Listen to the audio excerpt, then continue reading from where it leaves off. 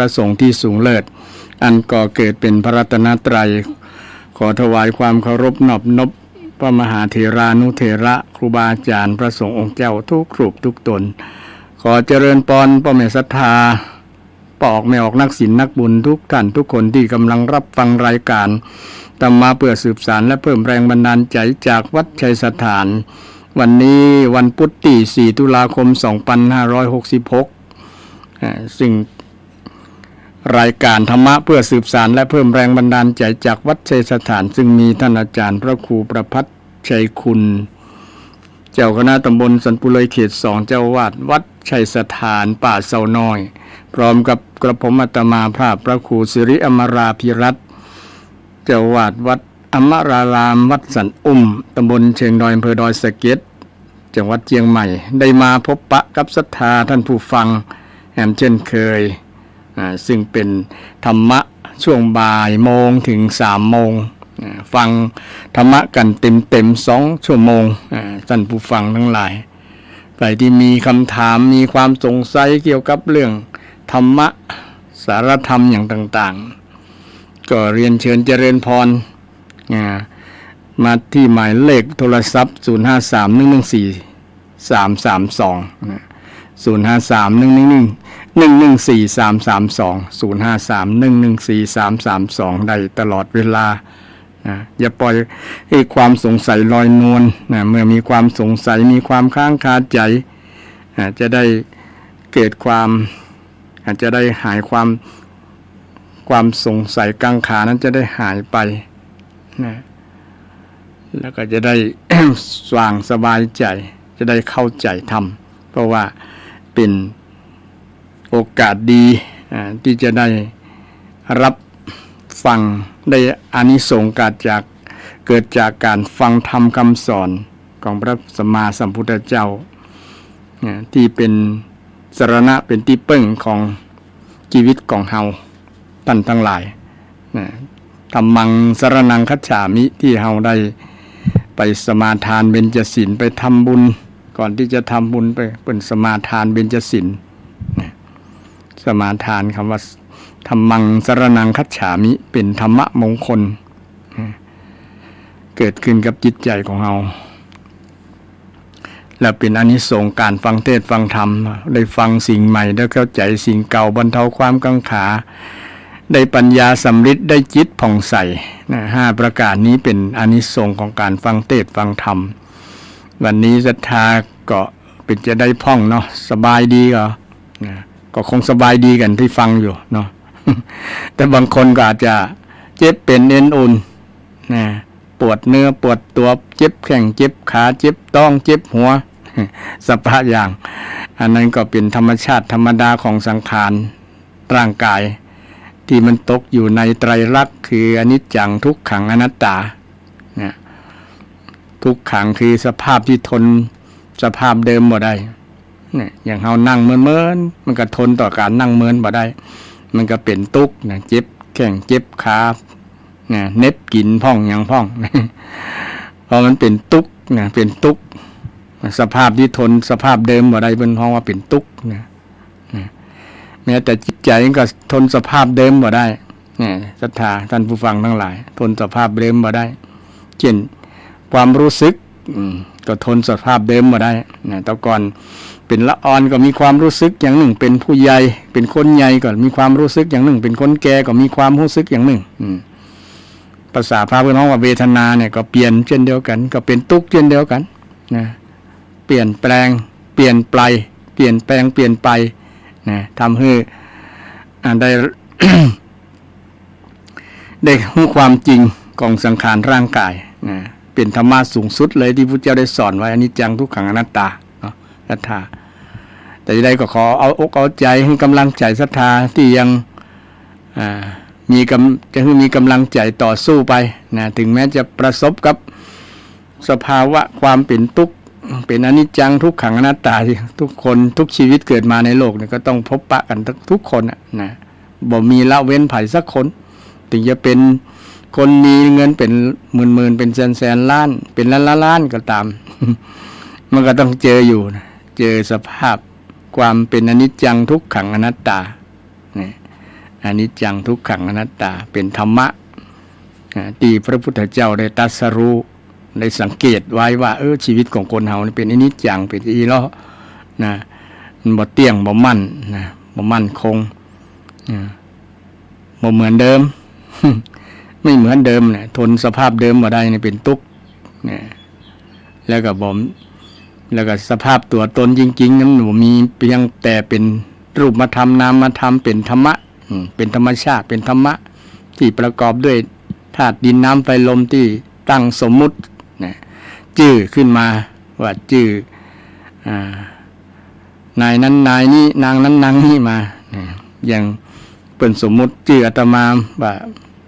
พระครูสิริอมราภิรัตน์แต่จริงๆก็คือนามกับรูปนั่นแหละกายกับใจนี่แหละ กายกับใจนะแต่ตั้งชื่อให้ได้สื่อกันถูกความหมายบ่ได้นะเพื่อสื่อกันให้ได้รู้ได้เข้าใจนะแต่ส่วนมากคนไปติดในสมมุตินะในสมมุติที่ตั้งกันที่ตกลงกันไว้ว่ายอมรับกันไว้ว่าชื่อนี้อันนั้นท้องชื่อว่านี่อย่างเครื่องยนต์รถยนต์ก็ห้องว่ารถยนต์มีเครื่องมีเศษเหล็กมาประกอบมีอะไรมาประกอบกันก็ห้องว่าเป็นรถยนต์จริงๆมันเป็นเหล็กธาตุเหล็กเนาะแล้วก็มีธาตุอะไรธาตุน้ำตัวเนาะน้ำมันน้ำอย่างนั้นประกอบกันขึ้นก็วิ่งไปได้ก็ห้องว่าเป็นรถเนี่ยจริงมันก็เป็นธาตุนั้นธาตุธรรมชาติธาตุเนี่ยเป็นธรรมชาติที่อยู่แล้วคนนำมาปรุงแต่งนำมาแต่งให้มันเป็นรถปรุงแต่งให้มันเป็นรถเป็นลาบ้านก็เหมือนกันละนะบ้านที่อยู่ที่อาศัยของเขาซึ่งก็เป็นสิ่งที่ปรุงแต่งขึ้นเอาเล็กเอาหยังมาแปลงถ้าเป็นบ้านเล็กบ้านปูนเนาะถ้าเป็นบ้านไม้เอาตัดต้นไม้มาแปลงเป็นเสาเป็นฝาเรือนเป็นประตูเป็นหน้าต่างเป็นปล่องนี่หลังคาก็เอามุงแต่ก่อนมุงคาเนาะมุงคามุงตองตึงมุงพัฒนามาก็เอาไม้เก็ตเนี่ยมุงไม้เก็ตพัฒนามาก็เอาแปลงดินดินขอดินหยังมาแปลงเป็นหลังคาต่อมาก็แปลงเป็นกระเบื้องเป็นสังกะสีเป็นกระเบื้องเป็นเมทัลชีตต่อไปจะเป็นอย่างกับโหนะอาจจะเป็นวัสดุอย่างต่างๆที่มันทนต่อสภาพดินน้ำไฟลมสรุปแล้วก็มีเครื่องปรุงแต่งกันทำให้ตั้งชื่อว่าเป็นบ้านนะแต่ภาษาอังกฤษเป็นกับห้องว่าอย่างก็เฮาเนาะเรือนบ้านต่างภาษาต่างกับสมมุติกันนี่ทุกอย่างมีสมมุติตั้งชื่อกันขึ้นมาทุกสิ่งทุกอย่างที่สมมุติเนี่ยมันเป็นอนิจจังทุกขังอนัตตาบ่เที่ยงแล้วก็เป็นสภาพที่ทนสภาพเดิมบ่ได้แล้วก็หาตัวจริงบ่มีเรามีเขาอยู่นะมันเป็นเพียงแต่เป็นน้ำกับรูปกายกับใจเป็นธรรมะทั้งนั้นธรรมชาติเป็นธรรมชาตินี่ถ้าเราเข้าใจความจริงอันปรมัตถ์อันสูงสุดแล้วมันก็จะบ่เป็นทุกข์กับเวลาเราใจอย่าบ่เป็นทุกข์วงเล็บใจอย่าไม่เป็นทุกข์กับมัน เพราะว่ามันเป็นธรรมชาติเป็นธรรมะอยู่แล้วเกิดมาก็ต้องเป็นอย่างนี้นะซึ่งเป็นสิ่งที่เราทั้งหลายได้เรียนรู้จากคำสอนของพระสัมมาสัมพุทธเจ้าซึ่งก็เป็นสรณะเป็นที่พึ่งยามเรามีปัญหามีความทุกข์มีความโศกมีความบ่สบายกายบ่สบายใจเนี่ยมีปัญหากับการดำเนินชีวิตเนี่ยก็นึกถึงพุทธานุสติธรรมานุสติสังขานุสตินี่เป็นที่ระลึกเป็นที่นึกถึงนึกแล้วก็จะได้เข้าใจจะได้นำหลักธรรมคำสอนปฏิบัติตามคำสอนของพระพุทธเจ้าเพื่อจะได้วางใจสบายใจนะพ อได้ไปยึดมั่นถือมั่นในสิ่งที่มันเกิดขึ้นแล้วมันจะเป็นทุกข์ใจเป็นทุกข์ใจเพราะว่าทุกข์นั้นเกิดขึ้นจากความปรุงแต่งความคิดศรัทธาท่านผู้ฟังคงเคยได้ยินหลักปฏิจจสมุปบาทมีคำว่าอวิชชาปัจจยาสังขาราสังขารปัจจยาไอสังขารตัวนี้ก็คือความคิดปรุงแต่งนั่นแหละความคิดปรุงแต่งและก็สิ่งที่ปัจจัยที่มันปรุงแต่งทำให้เกิดสังขาราสังขารปัจจยาวิญญาณังเกิดวิญญาณเกิดวิญญาณขึ้นนี่ทั้งหมดทั้งมวลเริ่มต้นมาสู่กับเกิดเป็นความเป็นทุกข์ในที่สุดก็มาเป็นทุกข์ใจทุกข์กายโดยเพราะว่าเมื่อมีใจมีกายมีอายตนะอายตนะคือตาหูจมูกลิ้นกายใจนี่นะพี่น้องอายตนะที่เชื่อมต่อระหว่างสองสิ่งภายนอกและสิ่งภายในสิ่งภายในก็มีในร่างกายของเราเนี่ยตาหูจมูกลิ้นสิ่งภายนอกก็มีรูปเสียงกลิ่นรสสัมผัสกระทบและใจธรรมารมณ์พวกนี้ที่จะมากระทบกันทำให้เกิดเวทนาเกิดความทุกข์เกิดเวทนาซึ่งธรรมะนี้ก็เป็นรายละเอียดซึ่งฟังแล้วบางคนก็เข้าใจลำบากโดยเฉพาะปฏิจจสมุปบาทสิ่งนี้มีสิ่งนี้จึงมีเพราะสิ่งนี้มีสิ่งนี้จึงมีไอ้สิ่งนี้มันคืออย่างเช่นตาเนี่ยตาเนี่ยถ้าตาบ่มีก็บ่มีโอกาสที่จะหันรูปมีแต่รูปบ่มีตาก็บ่ได้เกิดการหันเนี่ยเพราะตาหันจึงเกิดหันรูปต่างๆเสียงก็เหมือนกันถ้าบ่มีหูก็บ่ได้ยินเสียงแต่ถ้าบ่มาถึงใจก็บ่ได้ยินเหมือนกันเนอะ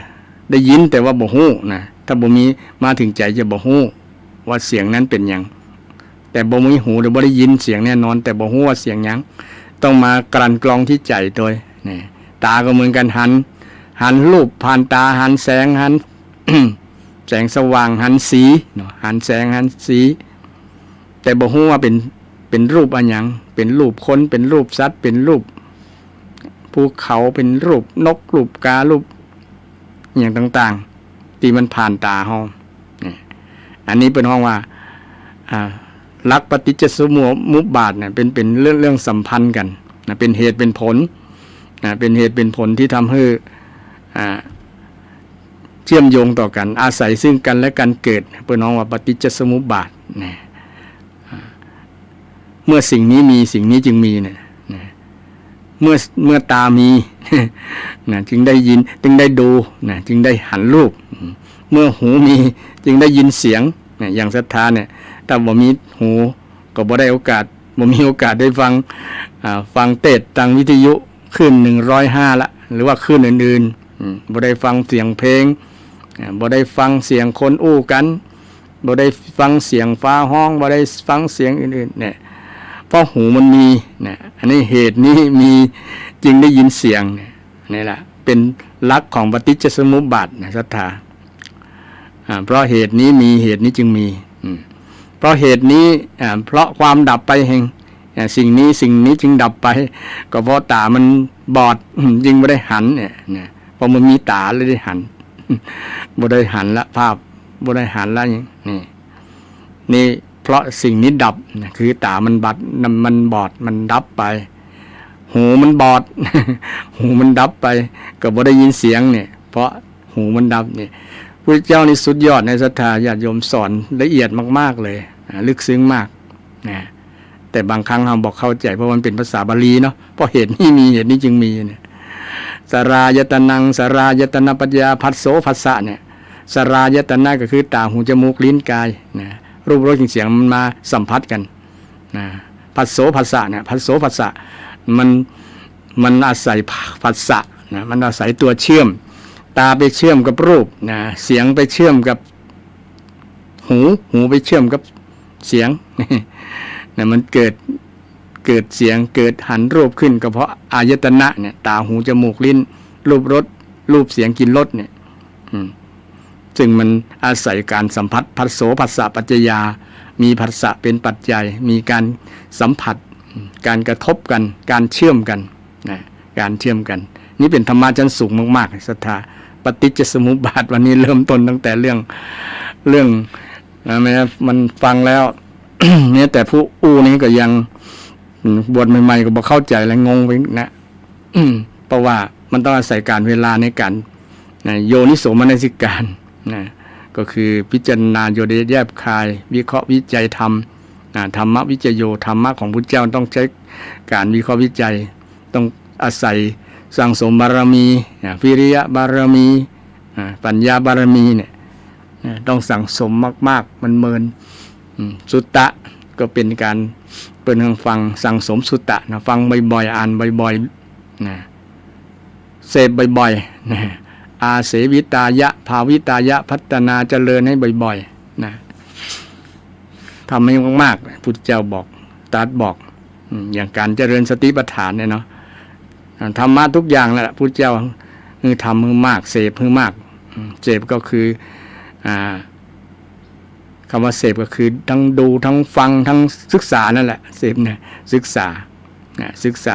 อย่างศรัทธาญาติโยมกำลังฟังเทศน์ฟังธรรมแล้วฟังบ่อยๆฟังครั้งเดียวย่อมบอกรู้เรื่องแน่นอนเพราะว่าธรรมะของพุทธเจ้านี่เป็นภาษาบาลีนะภาษาบาลีบางครั้งเราฟังบ่ฮู้ฟังบ่เข้าใจนะฟังบ่เข้าใจต้องฟังบ่อยๆนะอาศัยครูบาอาจารย์พระสงฆ์องค์เจ้านำธรรมะคำสอนมาอธิบายเป็นบางครั้งอธิบายเป็นภาษาตามพื้นเมืองนั้นๆอย่างคนอีสานก็มีตุเจ้ามีพระเถระธรรมกถึกเป็นคนอีสานอีสานอธิบายเป็นคำอีสานคนภาคกลางอธิบายเป็นภาษาภาคกลางคนทางภาคเหนือเขากับกำเมืองกำเมืองอธิบายกำเมืองบางครั้งกำเมืองอาตมาก็บอกโหหลายกำเหมือนกันนะยังงงอย่างเช่นคำว่าไปมาอย่างเหมือนกันนะอย่าไปอย่าไปมาไปมาบางครั้งฟังแล้วงง อย่ามาไปมาอย่างนั้นนะบางครั้งก็ฟังแล้วงง ฟังแล้วงงนะแต่มันเป็นความของว่าเป็นปราชญ์ทางด้านภาษานะถือว่าทางล้านนาเขาก็มีปราชญ์นักหลายศรัทธาญาติโยมนะแต่ถึงกระนั้นถ้าขอให้มันเข้าใจนะเอาสื่อภาษาด้วยการเป็นนิรุตติภาษาแตกฉานเรื่องภาษานั่นก็จะทำให้ได้เปรียบได้โอกาสในการเข้าใจธรรมะแต่ธรรมะนี้เป็นเรื่องของจิตใจนะเป็นเรื่องของจิตใจที่ถ้าจิตใจเราชอบอย่างเช่นศรัทธาญาติโยมตั้งหลายกำลังฟังอยู่เนี่ยถือว่ามีใจมีใจชอบนะชอบธรรมชอบฟังธรรมนะเพราะว่ามันเป็นตังรัดก็ว่าได้นะบ่ต้องไปอ่านหนังสือพระไตรปิฎกเป็น45เล่มนะบางครั้งมันก็บ่มีโอกาสนะไปการงานทำงานบ่ได้มีโอกาสไปเปิดบัดเดี๋ยวนี้สัมภาษณ์นะมี มีอย่างมีสื่ออย่างต่างๆเนี่ยเป็นโอกาสดีที่จะได้ฟังทำคำสอนของพระพุทธเจ้าได้ง่ายมีข้อสงสัยอย่างก็ถามได้เนาะในสื่อออนไลน์ต่างๆเนี่ยก็มีหลายเกี่ยวกับธรรมะธรรมโมที่จะให้ศรัทธาญาติโยมได้เข้าถึงธรรมความเข้าใจให้เกิดสัมมาทิฏฐิคำสอนของพระพุทธเจ้านะถือว่าเป็นโอกาสดีเป็นความโชคดีนะยิ่งยุคสมัยโซเชียล สื่อต่างๆที่มีนักหลายเนี่ยเป็นโอกาสดีแล้วญาติโยมไม่ต้องใช้เวลาเปลืองเวลาไปเปิดพระไตรปิฎกแต่ละเล่มไหนบางครั้งหันแล้วท้อก่อนเลยบอกกล้าอ่านมันนักนะอ่านไปแล้วก็ดูก่อนภิกษุทั้งหลายย้ำอยู่นั่นนะนะดูก่อนคนนั้นคนนี้ แต่ส่วนนักก็สอนภิกษุนะเพราะว่าอยู่ใกล้ชิดเนาะพุทธเจ้าอยู่ใกล้ชิดกับภิกษุก็สอนภิกษุผ่านไปบริษัทอื่นๆนะภิกษุณีบริษัทอุบาสกบริษัทอุบาสิกาบริษัทภิกษุณีอุบาสกอุบาสิกาบริษัททั้ง4เนี่ย ส่วนนักพระองค์นี่จะสอนผ่านพระภิกษุเพราะว่าเป็นสมณเพศที่สะดวกง่ายต่อการสื่อโดยเฉพาะมีพระอานนท์อยู่ใกล้ชิดเป็นพุทธอุปถากที่จะ นำจำคำสอนศรัทธาท่านผู้ฟังทั้งหลายถ้าผมมีพระอานนท์รูปเดียวนี่จบเลยนะ พระพุทธเจ้าปรินิพพานแล้วถ้าอานนท์ปรินิพพานไปตัวนี่จบเลยเพราะว่าผมมีไปจำคำสอนของพระเจ้าได้เหมือนพระอานนท์พระอานนท์เปิ้นขอพรจากพระเจ้าว่าพระองค์ไปสอนเทศโปรดภัยก็คือมาเทศซ้ำกันคือข้าพระองค์ได้ฟังกันเพราะว่าจะได้จำคำสอนบทนั้นๆว่าสอนธรรมะข้อหยังกับคนนั้นเนี่ยถ้าพระอานนท์บ่มีเหียคนท่านเหียรูปจบเลยพุทธศาสนาบ่ได้เผยแผ่มาละฉะนั้นเมื่อพระอานนท์ปรินิพพานเนี่ยคนหนึ่งห้องให้เป็นหลายเดือนห้องให้เหมือนกับพุทธเจ้าก่อนศรัทธาท่านผู้ฟังธรรมะของพระสัมมาสัมพุทธเจ้าที่สืบทอดกันมาเป็นรุ่นจนบันทึกลงในพระไตรปิฎกเพราะว่าพระอรหันต์ที่มีสติสัมปชัญญะบริบูรณ์ครบถ้วนมีน้อยที่จะจำคำสอนของพระพุทธเจ้าก็ต้องอาศัยการบันทึกลงในใบลานแล้วก็ลงในวัสดุต่างๆที่เป็นที่จะจารึกที่จะจดคำพระธรรมคำสอนของพระพุทธเจ้าไว้ในนั้นจะเป็นถาวรกว่าเพราะว่ามันเป็นอนิจจังว่านะสัญญาอนิจจาความจำไม่เที่ยงความจำไม่เที่ยงสัญญาอนิจจาความจำไม่เที่ยงความจำนี่มันบ่เที่ยง40ลืมหน้า50ลืมหลังเป็นธรรมชาติของทุกคนบางคนยังมาถึง40-50ก็หลงลืมก็มีเพราะว่าบ่ได้ฝึกสติบ่ได้ฝึกสติบ่ได้ฝึกการสวดมนต์สวดพรพวกนี้ศรัทธาญาติโยมที่มันฝึกสวดมนต์สวดพรนี่เป็นการฝึกสัญญาความจำนะฝึกสติสัญญาความจำนะความจำระลึกได้นึกได้นี่เป็นประโยชน์เป็นประโยชน์สิ่งที่ศรัทธาบางผู้บางท่านประพฤติเป็นประจำเช่นการไหว้พระสวดมนต์เนี่ยเป็นอานิสงส์ดีอย่างน้อยก็ได้นึกถึงคำสอนของพระพุทธเจ้าบ่ลืมแต่อย่างที่ความเป็นจริงก็คือ มันเป็นอนิจจังทุกขังอนัตตานั่นแหละเนาะสังขารร่างกายสังขารจิตใจของคนเนี่ยที่เคยอธิบายให้ศรัทธาญาติโยมว่าจิตใจมี4ส่วนส่วนที่เป็นสัญญาส่วนที่เป็นเวทนาสัญญาสังขารวิญญาณมี4ส่วนความรู้สึกความรู้จำความรู้คิดและความรู้แจ้งไม่ว่าจะเป็นส่วนไหนก็ตามใน4ส่วนนี้มันก็จะเป็นอนิจจังคือมันบ่เที่ยงมันเปลี่ยนจากสภาพเดิมไปสู่สภาพใหม่มันกับ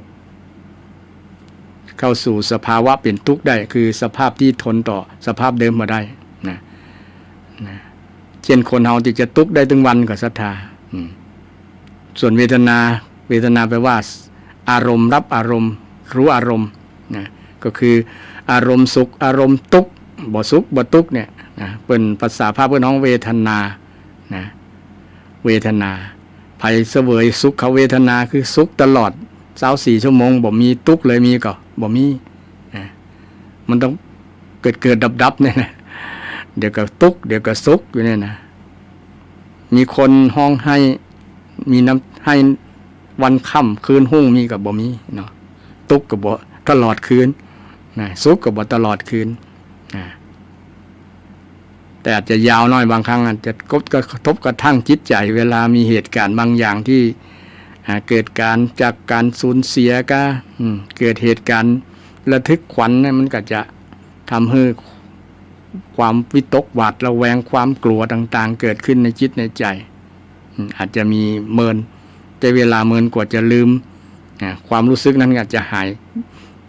ไปแต่ก็ใส่กับการเวลามันก็หายไปบางครั้งก็สักเดือนก็ลืมแล้วนะสักเดือนก็แล้วลืมแล้วนี่ความรู้สึกอย่างตะวานี่มีข่าวทำให้คนตื่นตระหนกตกใจมีข่าวที่เยาวชนอายุ14 ปีเปิดห้องว่าอาชญากรเด็กเนี่ยนะไปกราดยิงในห้างสรรพสินค้าพารากอนเนี่ยที่กรุงเทพนะเนาะเดี๋ยวนี้คนกำลังมามานักท่องเที่ยวมานักมาหลายแล้วก็มีละอ่อนคนเนี้ยนะ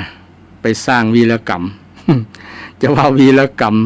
ในทางที่บดีนะเนาะวีรแปลว่ากล้าในธรรมที่บดีทำให้นักท่องเที่ยวคนอยู่ในสถานการณ์นั้นนะตกใจหวาดกลัวกรีดร้องเพราะตื่นตระหนกตกใจหวาดกลัวกันเอาชีวิตรอดก็มาวิเคราะห์ว่าเป็นได้ถึงเกิดเหตุการณ์แบบนี้ก็ยับตัวอ้ายนี่ได้แล้วเนาะจึงมีประวัติว่าเคยติดยามาบำบัดเรื่องจิตใจนี่มาบำบัดเรื่องจิตใจเป็นต้อง ช่วงที่ทำวีรกรรมเนี่ยนะสร้างคดีอาชญากรสร้างอาชญากรเกิดขึ้นเนี่ยแกขาดยาขาดการกินยามันก็เลยออกผลทำให้สร้างเหตุการณ์น่าสะพรึงกลัวทำให้สูญเสียชีวิตแล้วก็คนบาดเจ็บส่วนหนึ่งรู้สึกว่ามีข่าววัดเสียชีวิตเป็นคนพม่าเป็นคนจีน2 คนซึ่งก็สร้าง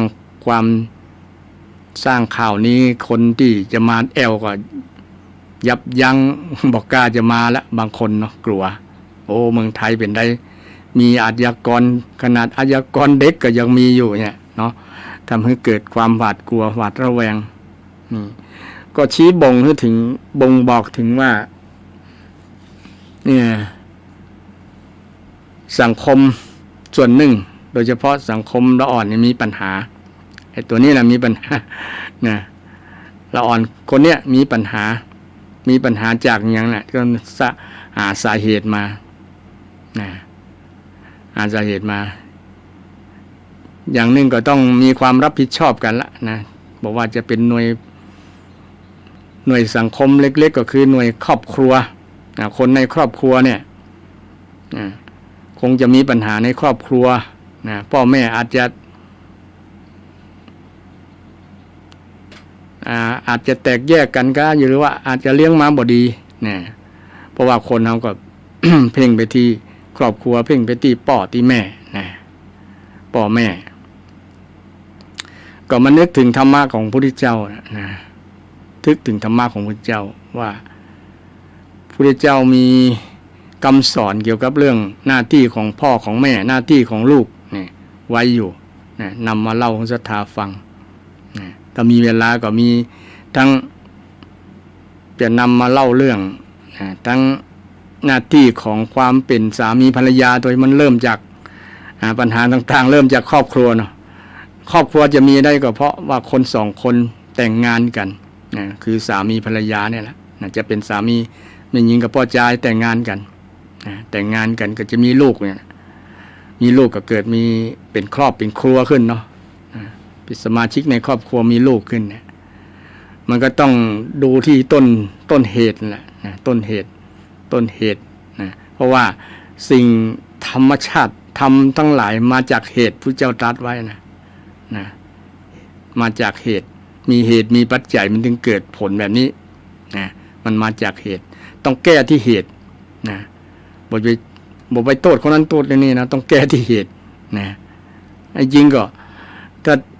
เหตุจริงๆก็มาจากเหตุของเขานั่นแหละคนละอ่อนอายุ14 ปีนี่แหละที่เป็นเหตุจริงๆแต่ว่าคนที่มี อัญญมัญญปัจจัยก็คือเหตุอาศัยซึ่งกันและกัน นะก็คือพ่อคือแม่ก็เป็นเหตุหนึ่งนะเป็นสาเหตุหนึ่งที่ทำให้ลูกได้มาเป็นคนแบบนี้นะก็เป็นปัจจัยหนึ่งเช่นเดียวกันนะเพราะว่าเหตุนั้นมีเหตุมีปัจจัยหลายๆอย่างในบทสวดอภิธรรมในศรัทธาคำว่าเหตุปัจจโยอารัมมณปัจจโยเนี่ยนะเป็นปัจจัย24ปัจจัยเนี่ยนะเหตุนึงก็เป็นหนึ่งในปัจจัย24นี่เวลาเราไปฟังเทศน์ฟังสวดอภิธรรม7 กัมปีงานศพงานอย่างเนี่ยเราฟังบอกเนาะญาติโยมส่วนมากเป็นบาลีอย่างที่ว่านะเหตุหนึ่งก็เป็นปัจจัยนะในปัจจัยหนึ่งก็มีเหตุอยู่นะเหตุปัจจโยเนี่ยเหตุปัจจโยเหตุเป็นปัจจัยหนึ่งนะที่จะทำให้ชีวิตของคนนั้นเป็นอย่างต่างๆเนี่ยก็มาจากปัจจัยนี้เช่นเดียวกันปัจจัยคือเหตุเป็นปัจจัยใหญ่ทีเดียวละนะเริ่มต้นเลยล่ะเหตุปัจจโยนะเหตุปัจจโยนะมาจากจิตที่คิดเป็นที่ห้องว่าเป็นเหตุหนึ่งนะเป็นเหตุหนึ่งทำให้สร้างไอ้อาชญากรรมสร้างอาชญากรขึ้นมานะแทนที่จะเป็นเด็กเยาวชนที่ดีเนาะบ่งบอกถึงความข้อบกพร่องทางจิตใจของละอ่อนคนนี้นะละอ่อนคนนี้แล้วละอ่อนคนนี้มาเป็นนี่เพราะอะไรอย่างนะเพราะอะไรอย่างนะเพราะเหตุปัจจัยเช่นเดียวกันเหตุปัจจัยหนึ่งส่วนหนึ่งก็มาจากพ่อจากแม่นะจากพ่อจากแม่พ่อแม่นั้นมีหน้าที่ในทางพุทธศาสนาพุทธเจ้าได้สอนไว้1ห้ามข้อแรกเลยล่ะห้ามบ่ให้ลูกทำความชั่วนะเดี๋ยวนี้พ่อแม่บางคนเนี่ยเลี้ยงลูกบอกกล้าบอกกล้าห้ามลูกหรอกกลัวลูกจะคือตัวใจลูกเกินนะลูกทำชั่วก็ยินดีไปตัวหนึ่งมันบ่ถูกต้องเนาะบางคนนะลูกไปเป็นคนก้าวร้าวก็ยินดีโอ้อันนี้มันกล้าเฮ้ยมันเก่งเฮ้ยนะยุยงในสิ่งที่บ่ถูกบ่ต้องเนาะชื่นชมลูกทำให้ลูกเหลิงบอกหูตัวว่าตัวเก่าทำผิดทำถูกอย่างนะเป็นสำคัญบทสำคัญว่าพ่อแม่ต้องห้ามลูกหันลูกทำบ่ดี เช่นเป็นคนก้าวร้าวกะนะเป็นคนที่ ใจบ่เอื้อเฟื้อเผื่อแผ่เป็นคนขี้จิบ่แบ่งปันนี่พ่อแม่ต้องห้ามนะต้องบอกนะต้องห้ามอย่างน้อยก็บอกแนะนำเนาะอันนี้บ่ดีบ่นั่นเด้อลูกเด้อนะแต่เดี๋ยวนี้คนกลัวลูกเหรอนะพ่อแม่บางคนกลัวลูกนะบ่กล้าเลยแทบบ่กล้าบอกที่เหตุหนึ่งที่บ่กล้าบอกก็คือตัวเก่าบ่ดีป้อนั่นเองเช่นนะเป็นคนขี้เหล้าพ่อแม่เป็นคนขี้เหล้าเนาะจะไปสอนลูกว่าเหล้านี่มันบ่ดีนะมันก็บอกบ่ได้บ่เต็มปากนะเพราะว่าตัวเก่าก็ยังเลิกบ่ได้เตื้อเนี่ยอันนี้สำคัญมากนะแต่ในหน้าที่ของพ่อแม่เนี่ยต้องบอกว่าอันนั้นมันบ่ดีเด้อนั่นนะฉะนั้นมันต้องเริ่มที่สามีภรรยาที่จะเป็นพ่อเป็นแม่คนน่ะเนาะต้องมีดีก่อนนะมีคุณธรรมก่อนต้องมีคุณธรรมที่ดีก่อนเป็นแบบอย่างเป็นต้นแบบที่ดีของลูกนะบางครั้งเนี่ยพ่อแม่บ่ต้องสอนอย่างดอกขอให้ปฏิบัติตัวเก่าให้เป็นคนดีนะลูกก็หันได้แบบอย่างที่ดีโดยซึมซับเอาโดยบ่รู้ตัวนะเพราะมีต้นแบบที่ดีคือพ่อคือแม่แต่พ่อแม่บอกเป็นคนบ่ดีขี้เหล้าเมายาเป็นคนที่ใจวาจาด่ากันถึงวันนะใจวาจาทุพภาษิตเนี่ยนะด่ากันถึงวันทะเลาะกันถึงวันเนี่ยโอ้ลูกก็บ่ฮู้จะไปเอาแบบอย่างที่ดีที่ไหนก็ได้ซึมซับเอาความบ่ดีนั่นมันก็มาระบายเมื่อรุนบางครั้งมันละอ่อนมันเก็บกดมาเนาะจากการกระทำของพ่อของแม่บางส่วนนี่แหละนะฉะนั้นพ่อแม่ก็ต้องทำตัวให้ดีก่อนเนาะทำตัวให้ดีก่อนนะทำตัวให้ดีให้มีคุณธรรมเหี่ยก่อนนะถึงจะไปสอนลูกนะอย่าต้องมาเป็นตุ้หลวงเลยนะจะสอนพระเน้นก็ต้องย้อนมาถามตัวเก่าเฮาดีหรือยังนะเฮาตื่นเช้าทำวัดสวดมนต์หรือยังเนี่ยก็ต้องมาพิจารณาตัวเก่าก่อนที่จะไปสอนเขาตัวเก่ากวาดวัดกวาดว่าก็กุมบาทบิณฑบาตก็เนี่ยก็ต้องพอตัวเก่าก่อน เนี่ยพอตัวเก่าถ้าตัวเก่าทำได้แล้วดีได้แล้วก็ต้องสอนเขาเป็นลักษณะนั้นซึ่งเป็นหลักคำสอนในทางพุทธศาสนาพระพุทธเจ้าตรัสไว้ว่าหนึ่งห้ามลูกไม่ให้ทำความชั่วต้องมีใจเข้มแข็งต้องกล้าพ่อแม่ต้องกล้าที่จะสอนลูกบ่ต้องกลัวลูกจะจังจะว่าจะยังเนาะจะกลัวลูกจะบ่ฮักอย่างนะพอเฮาฮักลูกนี่แหละรักลูกถึงตีนะเช่นคนแต่ก่อนในครูบาอาจารย์นะรักลูกศิษย์ตีลูกศิษย์เนี่ยตีด้วยความรักด้วยความห่วงเพราะบางคนนี่เป็นละอ่อนเนี่ยอยู่กับจังครูบาอาจารย์เพราะว่าถูกไม้แส้ไม้เลียวตีนะก็เลยจดจำแต่เมื่อใหญ่แล้วนึกถึงคุณถ้าเราบ่ได้ครูอาจารย์คนนั้นตีเนี่ยเราคงจะเป็นคนที่หลงทางนะเป็นคนเสียคนไปแล้วก็มานึกถึงมาขอบคุณในวันครูนะนึกถึงครูมากราบครูตัวเก่ามากราบพ่อแม่ทำไรพ่อแม่ที่ดีสอนเฮาเนี่ยเป็นต้นแบบที่ดีของเฮาเนี่ยเฮาคงบ่ได้เป็นเนี่ยนะเขานึกถึงเมื่อใหญ่ศรัทธาได้ผลเมื่อเขาเติบโตเป็นผู้ใหญ่แล้วนะจะได้นึกถึงส่วนคุณงามความดีของพ่อช่วงที่เขาตีเนี่ยเขาก็จังต่างหากนะบางคนบางคนเนี่ยจังพ่อแม่ที่พ่อแม่สวกที่สวกนั้นบ่ใช่อย่างก็คือฮักแล้วละหวังดีเนาะตีบ่ใช่ว่าตีเอาเขียนข้างให้เจ็บกายบ่ได้แต่ให้มันจำให้หลาบให้จำนะบ่ได้ตีด้วยความโกรธบ่ได้ตีด้วยความเกลียดชังนะจริงชังเครียดแค้นอย่างแต่ตีด้วยความรักนี่ลูกบางคนต้องเข้าใจ ลูกบางคนต้องเข้าใจแต่เดี๋ยวนี้มีกฎหมายนะถ้าเป็นครูบาอาจารย์ไปใจไม่เลียวแซ่เนี่ยผิดกฎหมายนะผิดกฎหมายเดี๋ยวนี้มีโรงเรียนนึ่งอยู่เชียงใหม่นี่แล้วเนาะโรงเรียนดังเชียงใหม่จะทำ MOU กับนักเรียนไผ่ที่บทขยันบ่เรียนเนี่ยอาจจะปรับหมายเอาหน่วยกิจละ 2,000 บาทเนี่ย โรงเรียนหนึ่งอยู่ในเชียงใหม่ดังๆเนี่ยเพราะครูบ่มีอุปกรณ์ในการนั้นอาจจะเป็นความบัดนี้อย่างอันเป็นความดื้อเนาะเป็นความดื้อของลูกศิษย์ที่บ่ยอมเคารพครูบาอาจารย์บ่เชื่อฟังบ่ฟังแล้วก็ยุคปัจจุบันนี่มันอย่างว่าแล้วจิตใจของเขาไปอยู่ที่มือถือเนาะไปสนใจมือถือเวลาครูบาอาจารย์สอนในโรงเรียนบ่ฟัง มาผลสอบออกมาก็ติด F ติด I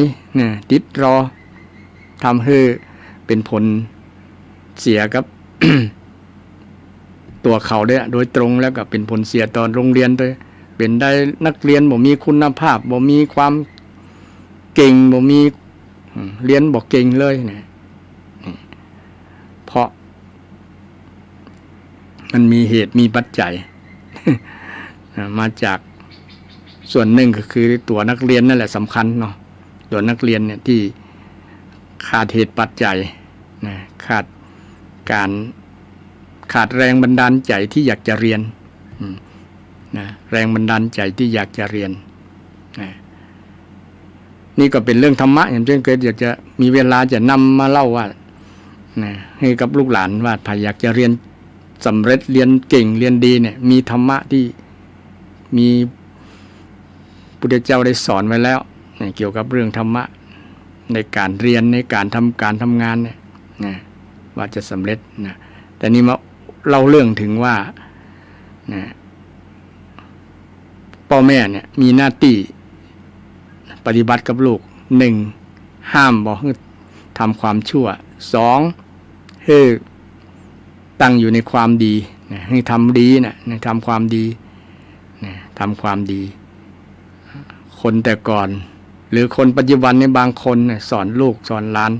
เช่นอาตมาสังเกตสอนให้ลูกหลานใส่บาตรฝึกให้รู้จักทำบุญตักบาตร ตั้งแต่ละอ่อนฝึกให้ไวศึกษาหูจักพระสงฆ์องค์เจ้าให้มีความเคารพนบนอบต่อผู้รักผู้ใหญ่เนี่ยฝึกละอ่อนฝึกแล้วมันก็ได้เป็นนิสัยเป็นสิ่งที่ดีติดตัวกับละอ่อนกับลูกกับหลานนะจนเคยบางครั้ง อาตมาไปบินตบาทกับสังเกตนะถ้าพ่อแม่บัดตันนะหันตุเจ้าแล้วนะก็บอกพ่อแม่นะตุลุงมาแล้วนะตุลุงมาแล้วเนอะนะซ่ออย่างมาใส่บาตรเนี่ยมันก็บอกก่อนบางครั้งพ่อแม่ก็ต้องขอบคุณลูกว่าโอ้ลืมไปวันนี้ตุลุงผ่านมาบิณฑบาตเนี่ย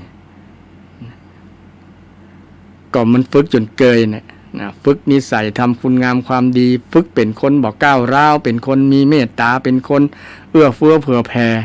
รู้จักแบ่งปันเนี่ยฝึกให้คน ให้ลูกให้หลาน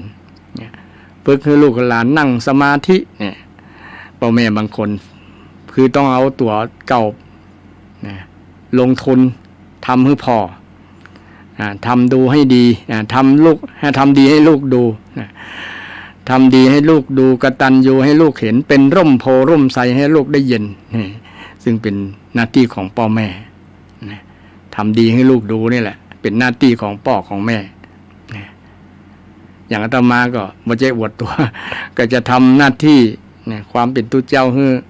ลูกศิษย์ลูกวัดพอเช่นกวาดวัดกวาดวาจนบางครั้งศรัทธาหันกับตุหลวงกวาดตุพระน้อยไปไหนก็การที่จะทำให้คนดูเนี่ยมันดีกว่ากำอู้ดีกว่ากำบอกทำให้เป็นแบบอย่างเช่นอยากจะให้เพื่อนมันก็ต้องมันให้เพื่อนพออยากจะให้ลูกดีก็ทำดีให้ลูกพอเนี่ยอันเดียวกันศรัทธาทำดีให้ลูกพอทำเป็นด้วยใจไม่ใช่ทำสักว่าทำบ่ได้ต้องทำด้วยใจที่เราฮักดีเหมือนที่เราทำไม่ใช่สักว่าทำผ่านๆไปแต่ต้องทำด้วยใจจริงๆมันถึงได้ผลเนาะเป็นแบบอย่างที่ดีของลูกของหลานเป็นแบบอย่างเป็นต้นแบบจึงเขาจะได้ซึมซับเอาความดีงามที่พ่อแม่ทำดีให้ลูกดูลูกตั้งอยู่ในคุณงามความดีซึ่งเป็นหน้าที่ของพ่อแม่บางคนก็บอกฮู้แล้วว่าตัวเก่านี่ต้องทำอย่างกับลูกป้องนะมีหน้าที่อย่างเนาะแต่พระเจ้านี่สอนหมดเลยนะเรื่องว่าหน้าที่ของพ่อของแม่หน้าที่ของครูบาอาจารย์หน้าที่ของลูกศิษย์ลูกหาหน้าที่ของสามีภรรยาหน้าที่ของพระสงฆ์องค์เจ้าหน้าที่ของอุบาสกอุบาสิกาเนี่ยมีหมดศรัทธาสอนหมดทุกอย่างแต่บางคนมีอยู่แต่ว่าบ่ฮู้บ่ได้เนาะอย่างพ่อแม่บางคนก็มีอย่างที่ว่าห้ามบ่ทำความชั่วเนี่ยพ่อแม่ส่วนนักส่วนหลายแล้วแหละที่ห้ามลูกบ่ให้ทำความชั่วเช่นหันลูกติดยาเสพติดเนี่ยบางคนบอกกล้าว่าหรือบอกกล้าบอกก็ว่าก็บอกกล้าสอนกลัวมันจะมาบุบมาฆ่าเอานะกลัวมันจะทำลายร่างกายนะพ่อแม่บางคนกลัวขนาดนั้นเนาะกลัวลูกแต่ต้องมีจิตวิทยาในการสอนเนาะสอนช่วงที่เขายังบ่เมาถ้าเขาเมาแล้วก็ต้องบอกฮู้เรื่องนะสอนที่เขาที่มีสติสตังดีนั่นแหละนะพยายามมีกุศโลบายในการสอนเขาบอกเขาเนาะหรือว่าหาครูบาอาจารย์พระสงฆ์องค์เจ้าหาผู้หมอที่มีที่เป็นน้องว่าจิตวิทยาเนาะไปหาหมอจิตแพทย์ไปหาจิตแพทย์ได้อบรมบ่มนิสัยบ่มจิตบ่มใจเขาบ่มจิตบ่มใจให้ลูกหลานนั้นห่างไกลจากสิ่งเสพติดทั้งหลายห่างใจจากความชั่วทั้งหลายนะบ่เป็นคนก้าวร้าวบ่เป็นคนขี้ลักขี้ขโมยหมดเนี่ยนะฝึกบอกสอนบอกให้ติดยาเสพติดทั้งหลายนะให้ห่างไกลจากยาเสพติดเราเนี่ยเป็นหน้าที่ของพ่อของแม่พ่อแม่ต้องมีความกล้าหาญในการที่จะสอนลูกสอนหลานแล้วก็ประพฤติตนทำคุณงามความดีเป็นแบบอย่างที่ดีข้อที่สองข้อที่สามคือศึกษาศิลปวิทยาอันนี้ก็คนชาวไทยทั้งหลายหรือว่าชาวโลกนั่นเนาะ เน้นเรื่องการศึกษานะก็มีความคิดว่าตัวเก่าลำบากนะอยากจะให้ลูกสบายนะส่งเสียให้ลูกเรียนนักๆนะสูงนะมันจะเสี่ยงเท่าใดขายนาขายวัวขายควาย ส่งลูกเรียนบางคนก็จมว่าเอาขายนาส่งควายเรียน ขายควายส่งควายเรียนนะคือท้อแท้ใจบางคนน่ะโอ้มดเนื้อมดตัวก็เพราะว่าส่งลูกส่งหลานในเฮียนบอกว่าอยากจะให้มันมีความรู้นะมีความรู้มีความสามารถนะมีการศึกษาสูงที่จะไปทำงานนะเป็นตีเปิ้งของพ่อของแม่ตัวให้ได้เป็นเจ้าคนนายคนบักคนแต่ก่อนเนาะนะเป็นบางแต่ในหลักทำคำสอนของพระเจ้าเนี่ยบ่ได้เน้นว่าจะเป็นเจ้าคนนายคนขอให้เป็นคนดีนะเป็นคนดีสอนศิลปะเนี่ยการกระทำคุณงามการทำคุณงามความดีของพ่อของแม่การเป็นต้นแบบที่ดีเนี่ยแหละให้เขาได้ศึกษาอยู่นอกห้องสี่เหลี่ยมอยู่ในบ้านเนี่ยอยู่ในบ้านอยู่ในสถานที่พักที่อาศัยเนี่ยนะเป็นโรงเรียนที่ดีนะเพราะว่าพระพุทธเจ้าตรัสว่าครูเปรียบพ่อแม่เปรียบเหมือนครูคนแรกนะครูคนแรกต้องสอนแล้วบ่มีเงินเดือนบ่มีวันลาบ่มีวันหยุดบ่มีวันราชการสอนที่มีโอกาสสอนนะที่มีโอกาสสอนนะต้องสังเกตดูว่าเขาเป็นคนนิสัยเฉยใดนี่ต้องฉลาดเนาะพ่อแม่ต้องฉลาดนะอย่างว่านะมันคนสอนคนนี่ยากนะต้องยอมรับพ่อแม่บางคนเนี่ยมีจิตวิทยาในการสอนลูกชั้นเยี่ยมเลยจงยกนิ้วมือให้นะบางคนนี่สอนลูกบ่ต้องใจกำอุ้มนักหลายหรอกนะแต่ว่าอยู่ที่พฤติกรรมการกระทำของพ่อแม่นี่แหละแล้วก็มีคำอู้บางอย่างที่เป็นวรรคทองเป็นวรรคทองให้ลูกได้จำนะอย่างที่เพลงเพิ่นเขียนไว้นะเขียนฝันไว้ข้างฝาเนี่ยนะที่ดูคำสอนของแม่แล้วก็จดไว้นะคำสอนของแม่จนลูกจดคำสอนนั้นนะซึ่งมันทำให้นึกได้ว่าแม่สอนอย่างยังพ่อสอนอย่างยังนะเอาไว้บนหัวบูชาคุณความดีความงามกรรมที่เป็นธรรมะที่พ่อแม่ได้สอนนะไหวกราบถึงวันนี่ลูกที่ดีเนี่ยนึกถึงคำสอนของพ่อแม่เนี่ยเพราะว่าพ่อแม่ได้สอนไว้เป็นครูที่สอนเรื่องจริยศาสตร์เรื่องความประพฤติความปฏิบัติของลูกๆนะโดยบ่มีอย่างค่าตอบแทนเลยนะเกษียณแล้วก็บ่มีบำเหน็จบำนาญ นะบำเหน็จบำนาญบ่ได้นะมีแต่ความภาคภูมิใจว่าถ้าลูกได้เป็นคนดีเนี่ยพ่อแม่มีความสุขละม่วนจิตม่วนใจละนะตาน่ะเป็นผลตอบแทนที่มันเป็นเกิดโดยธรรมชาติของพ่อของแม่ข้อต่อมาข้อที่ 4ก็คือหาคู่ครองให้กับลูกอันนี้เดี๋ยวนี้คนส่วนหลาย90%กว่าละนะอาจจะถึง 100% ก็ว่าได้นะบ่ได้ทำหน้าที่ส่วนนี้นะเพราะว่าละอ่อนเดี๋ยวนี้ก็บ่ฮือพ่อแม่มาก้าวก่ายเรื่องการที่จะมีคู่ครองนะหนูจะชอบไผจะรักไผก็เป็นชีวิตของหนูอย่ามาเกี่ยวข้องเนี่ยพ่อแม่ก็เลยบ่ได้ทำหน้าที่ส่วนนี้จริงมันเป็นหน้าที่ เป็นคำสอนของพระเจ้าด้วยนะเพราะว่าพระพุทธองค์มองว่าพ่อแม่เนี่ยเป็นต้นแบบเป็นผู้มีประสบการณ์แล้วก็มองคนออกว่าไผที่จะมาเป็นลูกเขยลูกยิง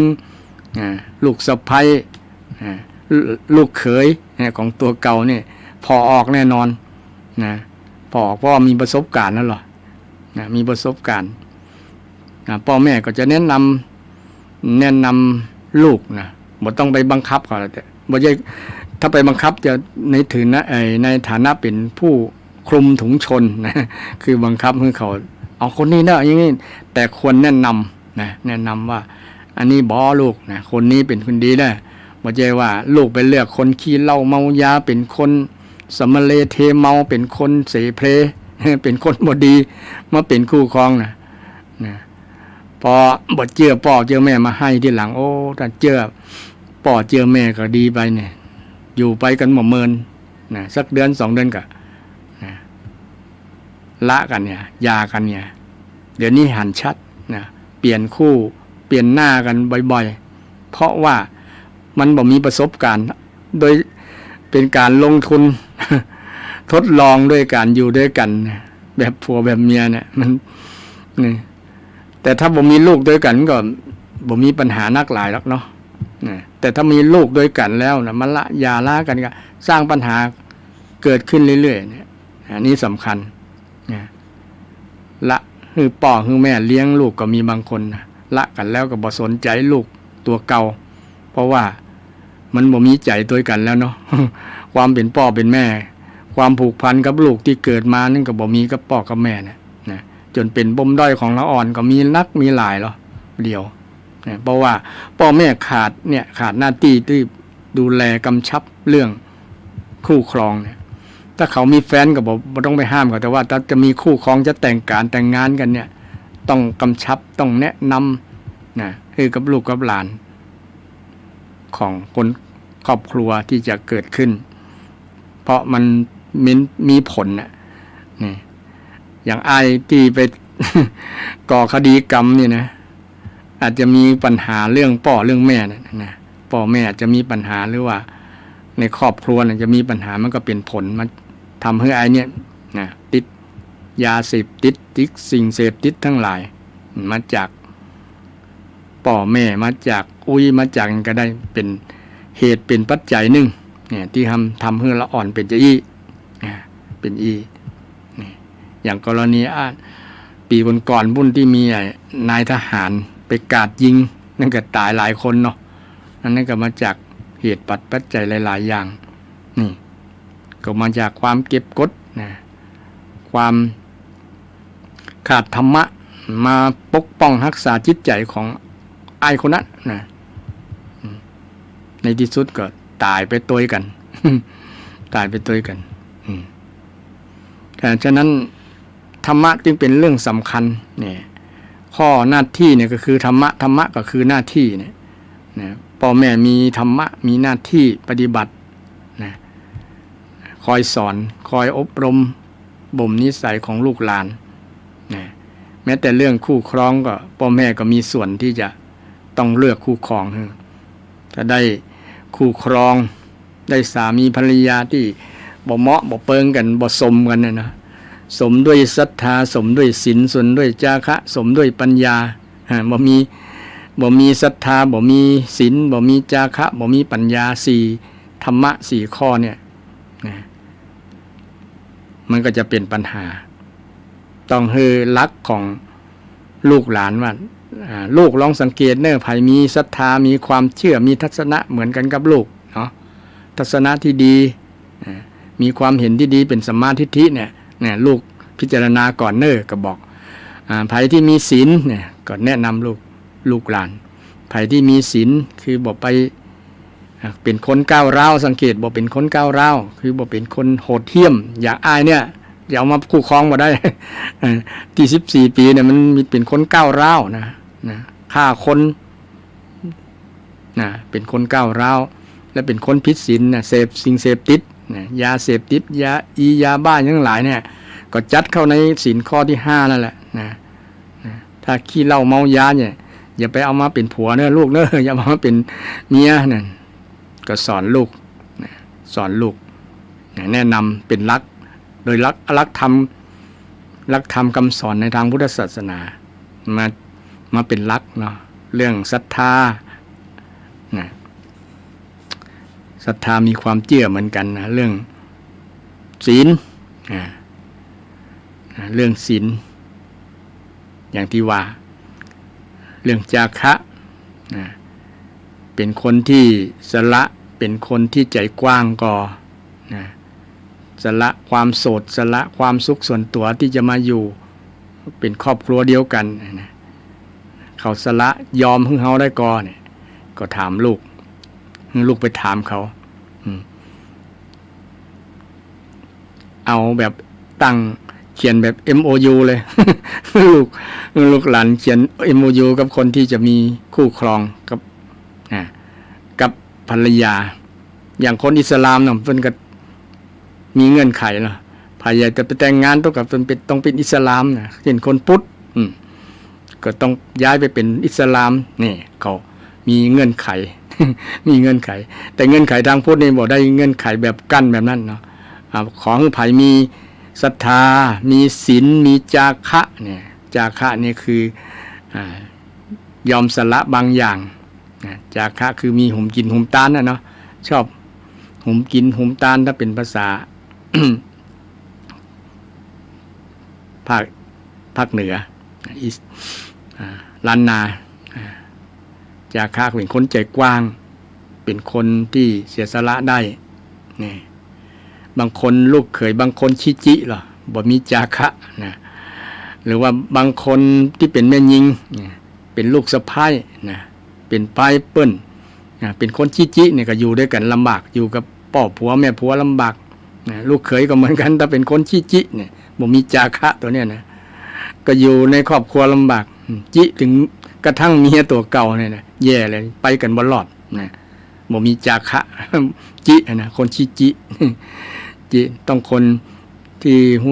ใจกว้างเอื้อเฟื้อเผื่อแผ่เนี่ยมีจาคะจาคะโดยสละความสุขให้กับครอบครัวให้กับลูกกับเมียเนี่ยถ้าเป็นผู้ชายเนาะถ้าเป็นแม่หญิงก็เสียสละเพื่อลูกเพื่อผัวเนี่ยเป็นหลักธรรมะที่จะอยู่ด้วยกันนะหลักธรรมะหลักข้อปฏิบัติที่จะเลือกคู่นั่นเองนะแล้วข้อสุดท้ายข้อที่4ก็คือปัญญานะปัญญาคือมีความรู้นะความรู้ที่จะอยู่คู่ครองกันดำเนินชีวิตตามหลักธรรมคำสอนทางพุทธศาสนารู้อย่างเป็นบาปเป็นบุญเป็นคุณเป็นโทษรู้จักประโยชน์บ่ใช่ประโยชน์นี่ในการดำเนินชีวิตมันก็จะไปด้วยกันรอดซึ่งธรรมะนี่เป็นสิ่งสำคัญที่จะดำเนินชีวิตคนคือมีความสุขมีความเจริญต้องอาศัยธรรมะคำสอนของพระสัมมาสัมพุทธเจ้าศรัทธาท่านผู้ฟังไผฟังแล้วเป็นจะได้ก็กิ้งกลางมาได้เนาะ กิ้งกลางมาได้053114332 053114332รับกันแล้วกล้าเนาะบางคนก็ฟังอยู่นะ บางคนก็บ่กล้าโทรมาบางคนก็บอกฮู้จะโทรจะได้จะถามมันหยังบอกฮู้จะถามจะได้ ก็เฮาสงสัยหยังก็ถามมานั่นเนาะหรือว่าเฮามีสิ่งดีๆมาบอกสิ่งดีๆมาบอกนะถือว่าเป็นวิทยาทานเป็นธรรมทานนะนำสิ่งดีๆสู่ชีวิตนะสู่รายการธรรมะเพื่อสืบสานและเพิ่มแรงบันดาลใจนะก็จะเป็นประโยชน์กับผู้ฟังก็ได้ฟังสิ่งดีๆนะข้อคิดดีๆนะข้อคิดดีๆวันนี้เรื่องข่าวนำมาสู่หัวข้อหน้าที่ของพ่อของแม่ตะกี้หน้าที่ของพ่อของแม่ว่าเลือกคู่ครองให้ลูกนะแนะนำคู่ครองให้ลูกแล้วก็โยงมาถึงว่าแนะนำให้ลูกว่าใครอยากจะมีสามีภรรยาจะเป็นคู่ครองแต่งงานกันจะต้องผ่านคุณสมบัติว่ามีศรัทธาเหมือนกันก็มีศีลเหมือนกันก็มีจาคะเหมือนกันก็มีปัญญาเหมือนกันก็สมด้วยศรัทธาสมด้วยศีลสมด้วยจาคะสมด้วยปัญญานะ4สมเนี่ยนะ4สมนี่เป็นสิ่งที่ควรนำไปพิจารณาพ่อแม่ก็ควรแนะนำลูกก็มีโทรศัพท์เข้ามาขออนุญาตรับโทรศัพท์ก่อนเนอะเจริญพรนมัสการเจ้าเจริญพรจากที่ไหนเนาะเอาฟังอยู่เจ้าจากสันทรายเจ้าหนองจอมเจ้าสองสายหนองจอมฟังชัดเจนก็เจ้าพอชัดเจนดีเจ้ามีอย่างจำฟังตังฟังทุกลูกทุกตนน่ะอ๋อดีแล้วฟังขึ้น134เจ้า 104 104.5เนาะเจริญพรฟังเป็นประจำก็ เป็นประจำเจ้าแต่เจ้าก็พอเบอร์นี้เหรอเจ้า อ๋อ114 ของท่านอาจารย์พระครูประพัฒน์นะ อ๋อเจ้าเจริญพรนั่น96นะคืน96นั่นนะ อ๋อเจ้าคืน96ฟังทุกคืนฟังทุกวันเลยเจ้าโอ้อนุโมทนาสาธุท่านโอ้อันอย่างในวังอ่ะเราแบบฟังแล้วก็มาเลื่อนขึ้นนี้แล้วก็ป้าเจริญพรถูกใจคำไว้อ่ะมันเดี๋ยวก็ถามปัญหาว่าอันลืมไปอันอย่างก็เพราะว่า4 คนหาม3 คนแห่1 คนนั่งแค่2 คนพาไปก็จำมาได้แล้วเจ้าเราว่าอย่างก่อน4 คนหามนี่คือเนี่ยดินน้ำลมไฟกันแม่นธาตุ4เนาะมันหามมันปรุงให้เขาไปมีชีวิตได้ก่อนด้วยธาตุ4นะดินน้ำไฟลมปรุงแต่งนะปรุงเป็นชีวิตของเรานะ4 คนหาม3 คนแห่3 คนแห่นี่ก็ครูบาอาจารย์อธิบายว่าเป็นอนิจจังทุกขังอนัตตาไตรลักษณ์เนาะมันแห่ มันแห่แหนให้เขาเป็นย่านเป็นยี่นะแล้ว1 คนนั่งแค่1 คนนั่งแค่ก็คือจิตใจของเราเนาะ2 คนพาไปคือบาปบุญใช่ไหมแม่นบาปกับบุญบาปกับบุญความดีกับความชั่วเนี่ยติดไปเป็นเจื้อติดจิตไปตลอดนะไปวัดกุศิลนะไปตั้งแต่อายุยังบอก60เตื้อไม่ได้76โอ้ยังแข็งแรงฟังเสียงเหมือนกับสัก50 ปลายเนาะ70 ปลายแล้วนั่นนะไปวัดไหนแม่วัดต้นจันทร์แล้ววัดอันตุลูวัชิระสารคุณน่ะเจริญพรเจ้าคณะอำเภอศรัทธามาเพิ่นก็เป็นที่ปรึกษามีศรัทธานักก่อนมีศรัทธานักกี่หลังคาเฮือนมีศรัทธากี่หลังคาเฮือนอยู่สันทรายตำบลหนองจอมเนี่ยจ้ะสันทรายตำบลหนองจอมเนาะขอบคุณอนุโมทนาสาธุเนอะที่โทรมาบอกมาถามขอบพระคุณเจ้าอันฟังทุกวันนะดีใจตื้นใจดีละนะมีความสุขศรัทธาฟังมีความม่วนใจก็เป็นความสุขของผู้จัดตัวฟังกำลังใจท่านมาตลอดเจริญพรอนุโมทนาสาธุฟังท่านแล้วแต่ไม่ได้โทรกับเบอร์โทรกับเหมือนกับที่บ้านของท่านพระครูพิพัฒน์นะเนาะแม่นอันเดียวกันฮะมันเดียวกันกับเจ้าเป็นในโทรศัพท์อันที่เดียวกันคือที่วัดปัดเศร้าน้อยหรือว่าวัดชัยสถานเป็นที่จัดรายการที่นี่แล้วก็ลิงก์ไปที่วัดฝายหินวัดฝายหินที่ขึ้น104.5เนี่ยนะขอบพระคุณจะเป็นกำลังใจให้ท่านตลอดเจริญพรโมทนาสาธุเนอสาธุเจ้าเจริญพรศรัทธาจากหนองจอมสันทรายหนองจอมเนาะเพิ่งเขาฟังเป็นประจำโทรมาให้กำลังใจถามปัญหาก่อนโมทนาสาธุกับศรัทธาที่ฟังเป็นประจำก็มีศรัทธาโทรมาแหมละเนาะก็ขออนุญาตรับโทรศัพท์ก่อนเจริญพรครับขอกราบไหว้ศาลและเมตตาธรรมท่านพระคุณเจ้าด้วยความเคารพอย่างสูงครับจากที่ไหนฮะเนี่ยโทรจากยางเนิ้งสารปีครับยางเนิ้งสารปีเนาะท่านพระคุณเจ้าฟังเป็นประจำก็ท่านพระคุณเจ้าอยู่ตลอดอนุโมทนาสาธุเป็นครั้งที่2ที่3นะครับท่านพระคุณเจ้าเจริญพรกำลังใจให้ท่านพระคุณเจ้าในเจริญพรธรรมท่านเจ้าคำสอนเจริญพรพระสัมมาสัมพุทธเจ้าครับเจริญพรอนุโมทนาสาธุเด้อธรรมะที่ควรค่ายิ่งนำมาใช้ในทุกยุคทุกกาลแม่นนะเป็นอากาลิโกธรรมะเป็นอากาลิโกไม่ขึ้นกับสมัยใช้ได้ทุกเวลาได้ใจได้ทุกยุคทุกสมัยแม่นทุกคนแม่นบ่ได้กำจัดว่าคนนั้นคนนี้ใช้บ่ได้นะใช้ได้ทุกคนทั่วสารโลกทั่วโลกทั่วจักรวาลเลยแหละทุกแม่นประโยชน์ในภูมินี้ก็ได้แม่นเจริญพรกรุณาคุณของพุทธเจ้าแม่นเจริญพรสาธุเจริญพรสาธุเน้อ ศรัทธาจากอย่างหนึงก็โทรมาให้กำลังใจเนาะก็ฟังอยู่เป็นประจำก็ขอบคุณทุกท่านทุกเสียงทุกคนที่ให้กำลังใจที่ฟังรายการอยู่ฟังแล้วเข้าใจก็ถือว่าตั้งรายการก็ยินดีนะมีความสุขละอาตมาก็มีความสุขนะญาติโยมฟังแล้วเกิดประโยชน์เนาะเข้าใจแล้วก็นำไปใช้ปฏิบัติได้นะแล้วก็นำไปเผื่อแผ่คนลูกหลานโดยเฉพาะธรรมะวันนี้เรื่องข้อปฏิบัติของพ่อของแม่ว่าพ่อแม่นี่ปฏิบัติหรือว่ามีหน้าที่กับลูกจะได้ในหลักธรรมคำสอนของพระพุทธเจ้าก็สอนมาถึงข้อที่4ว่าพ่อแม่ควรแนะนำลูกหลานที่จะมีครอบมีครัวแต่งงานกันเนี่ยควรที่จะจะใดก็คือกับศรัทธาท่านผู้ฟังไปแล้วเนาะก็คือแนะนำลูกหลานว่าสังเกตกันเน้อว่าไผมีศรัทธามีความเชื่อมีทัศนะเหมือนกันก็บางคนก็เราไปกันไม่ได้ เพราะความเห็นไม่ตรงกันมีความเชื่อไม่เหมือนกันเนี่ยเนาะพอขาดศรัทธาขาดศีลก็ข้อประพฤติปฏิบัติบ่เหมือนกันเนาะเป็นคนโหดเหี้ยมเป็นคนใจร้ายเป็นคนมือไวเป็นคนพูดปดหมดสติ โมนี่เป็นเรื่องศีลเนาะเรื่องศีล5นะฝ่ายที่มีศีล5ก็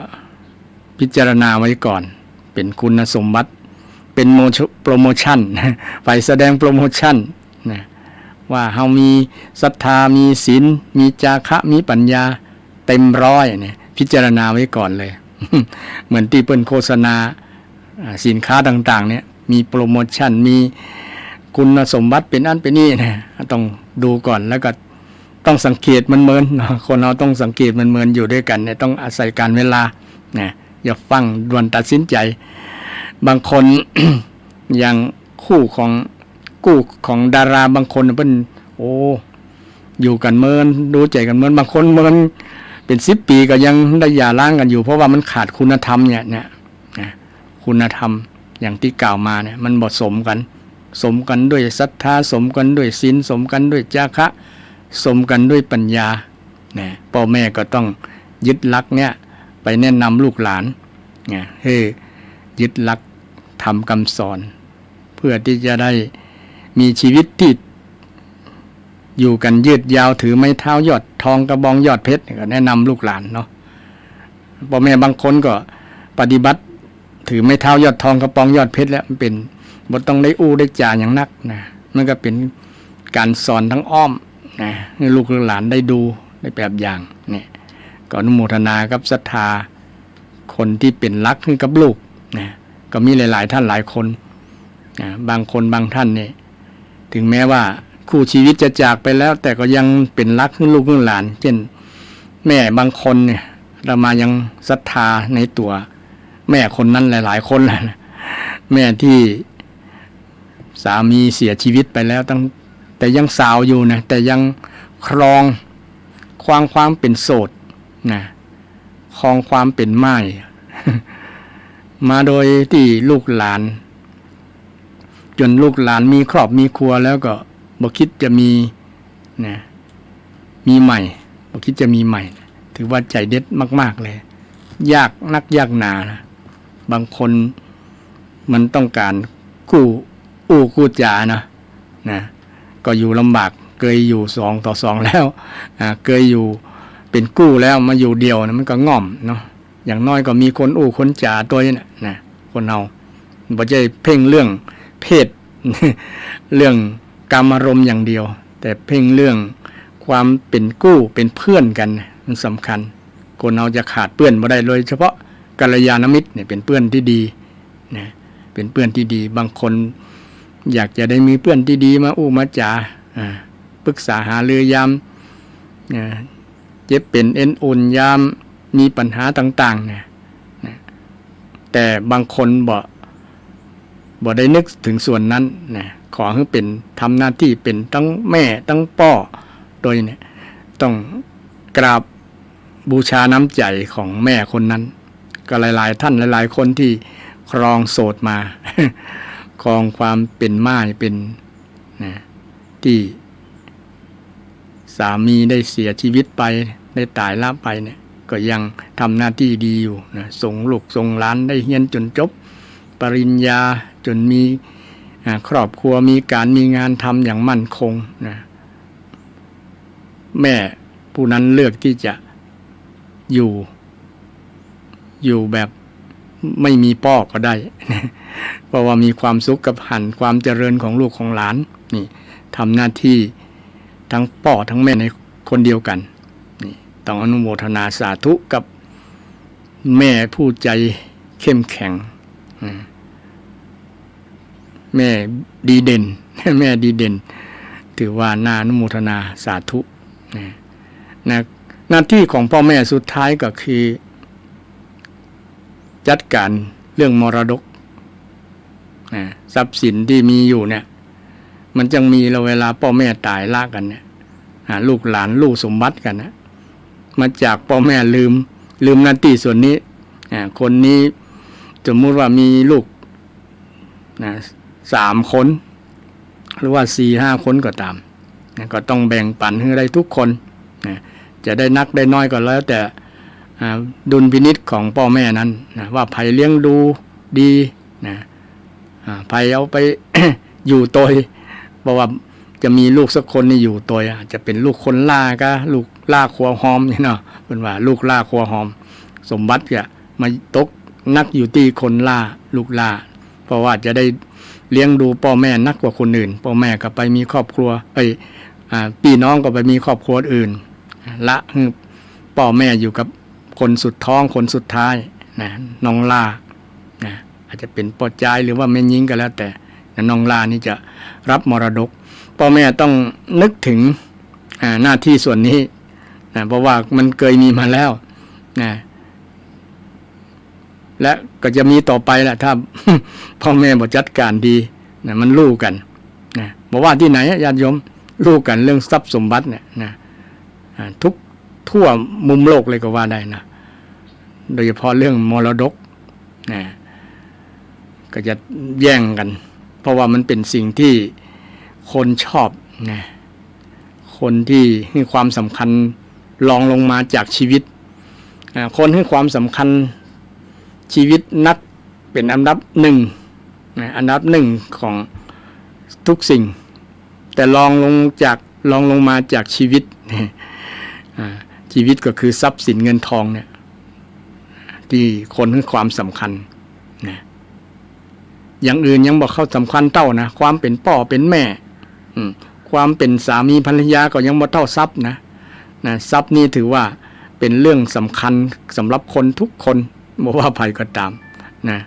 เพราะว่าเป็นเครื่องปลื้มใจนะเป็นเครื่องปลื้มใจยึดมั่นถือมั่นในทรัพย์เนี่ยนะของกูอันนั้นก็ของกูนะแสดงความเป็นของกูแล้วบอกให้คนอื่นมาใช้มาจ่ายมาจับมาจ่ายตัวเนี่ยนะจะหวงเป็น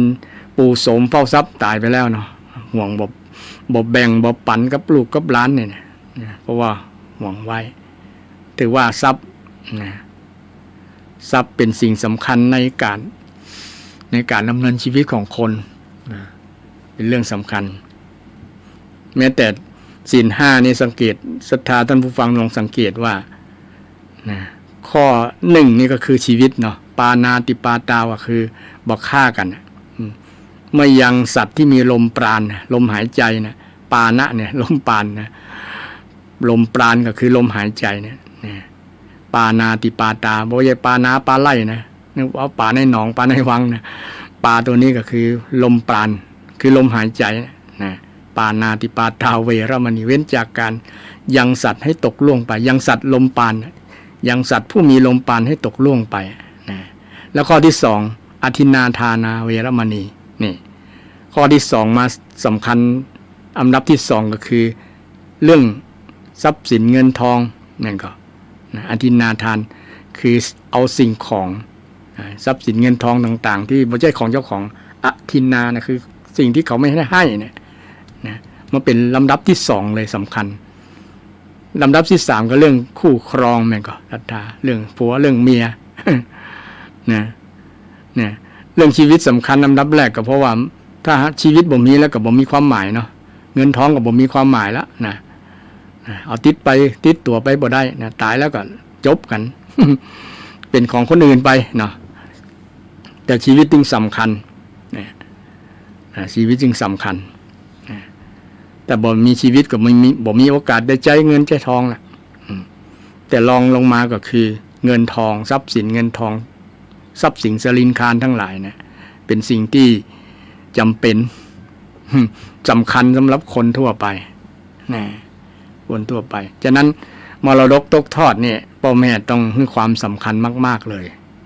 เป็นหน้าที่ของพ่อแม่ต้องแบ่งให้ลูกมี2 คนก็แบ่งเป็น2 ปุ่น2 ส่วนเนาะอาจจะส่วนแรกน้อยกว่าส่วนที่2เพราะว่าส่วนที่2คนที่เลี้ยงพ่อเลี้ยงแม่จะต้องมีภาระใช้จ่ายกว่าคนแรกนี่ก็ต้องบอกเหตุผลว่าที่พ่อที่แม่แบ่งให้นักเพราะว่าลูกคนนี้มันจะได้เลี้ยงเฮาเนอะจะได้ดูแลเฮานักกว่า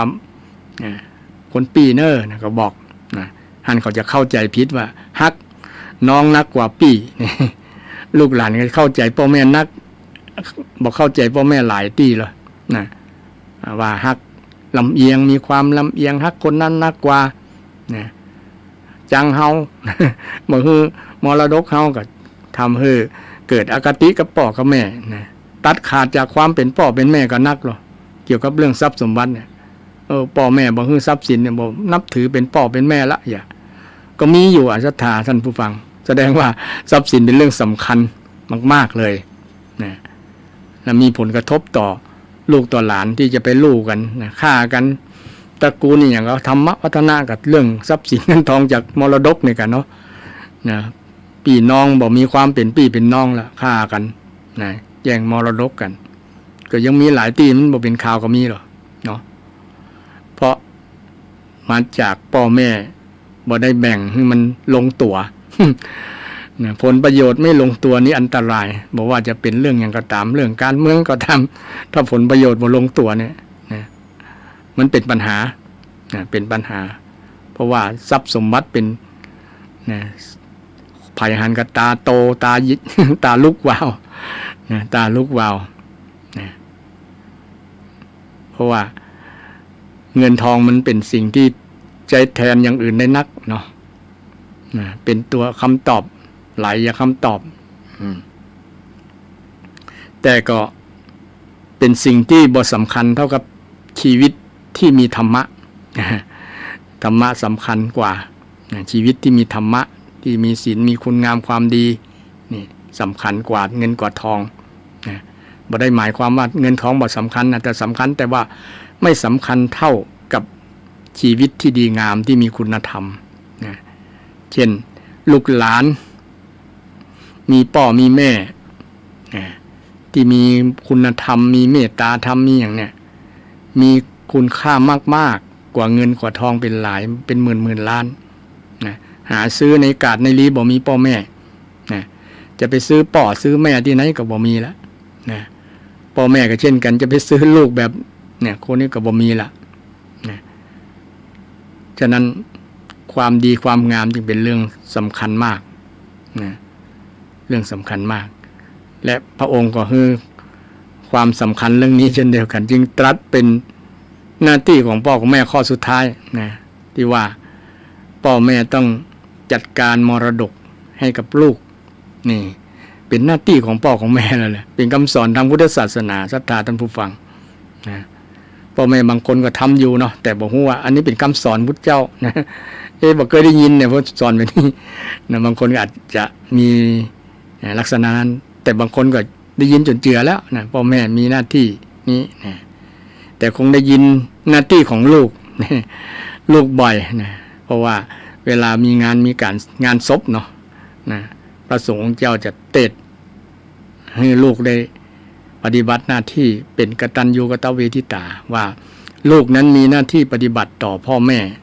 1. เลี้ยงท่านตอบแทน 2. ช่วยกิจการงานของท่าน 3. ดำรงวงศ์ตระกูล 4. ทำตัวให้เหมาะสมที่จะรับทรัพย์มรดก 5. เมื่อพ่อแม่ ล่วงละไปแล้วทำบุญอุทิศให้นะ5 ประการเนี่ยเป็นหน้าที่ของลูกที่ปฏิบัติต่อพ่อแม่นะพ่อแม่ก็หวังในว่ายามมีกิจหวังเจ้าเฝ้ารับใช้ยามเจ็บไข้หวังเจ้าเฝ้ารักษายามเมื่อถึงข่าวรับดับชีวาหวังให้เจ้ามาปิดตาเมื่อสิ้นใจหวังเป็นในนะแต่ลูกถ้าได้ทำหน้าที่5 ประการคือเลี้ยงท่านนะเลี้ยงท่านตอบแทนเพราะว่าท่านเลี้ยงเรามาปกติคนน่ะจะใช้เวลาเลี้ยงเหมือนกว่าอย่างอื่นเนาะอย่างสัตว์เลี้ยงลูกมันก็พอมันลูกมันเตียวได้ไงมันก็ละนะยืนบนลำแข้งตัวเก่าไปเซาะว่าหากินได้แล้วพ่อแม่ก็ละแล้วโดยเฉพาะแม่มันจะละแล้วนะลูกมันแข็งแรงแล้วบินได้แล้วนะเตียวได้แล้วนะวิ่งได้แล้วพ่อแม่ก็เปิ่งตัวเก่าเนอะเฮาจะไปละเนี่ยแต่พ่อแม่ของคนเนี่ยต้องเลี้ยงลูกเหมือนนะเลี้ยงลูกเป็น20 ปีนะ10-20 ปีก่อนหรอบางคนเลี้ยงจนตายละกันก็มีนะที่ว่าเลี้ยงจนพ่อแม่ตายละเนี่ยลูกบางคนยังไปแบมือขอพ่อแม่อยู่แล้วเงินนะแม่ขอเงินขอนั่นขอนี่ขอทรัพย์สมบัติต่างๆเนี่ยคือแทนที่จะเป็นที่พึ่งของพ่อของแม่ในยามชราได้นะกลับมาคือ เป็นภาระนักของพ่อของแม่นะแม้แต่เบี้ยยังชีพเนี่ยก็ยังไปเบียดเบียนพ่อแม่บางลูกบางคนยังไปเบียดเบียนพ่อแม่นะก็มีอยู่ศรัทธามีอยู่โอ้น่าเอ็นดูบางคนน่ะน่าสงสารลูกมันแทนที่มีการศึกษามีความรู้มีความสามารถเนี่ยก็ยังไปเบียดเบียนพ่อแม่อยู่นะต้องเป็นภาระนี่ก็เลี้ยงนั่นแหละนะเลี้ยงดูนะภาระนี่การเลี้ยงดูภาระต้องดูแลรักษาพ่อแม่ต้องทำการเลี้ยงดูลูกนะจนลูกจบปริญญาด้วยเนี่ยถือว่าลูกมีวิชาความรู้ความสามารถที่จะปีกกล้าขาแข็งที่จะเปิ้งตัวเก่าได้แล้วไปมีงานทำเอาความรู้ความสามารถที่เกิดจากการศึกษาเราเรียนเนี่ยมาประกอบสมาชีพเปิ้งตัวเก่าได้แต่บางคนเนี่ยจบปริญญาเอกยังมาเปิ้งพ่อเปิ้งแม่ก็มี นะจบปริญญาเอกก็เปิ้งพ่อเปิ้งแม่ก็ยังมีอยู่นะฉะนั้น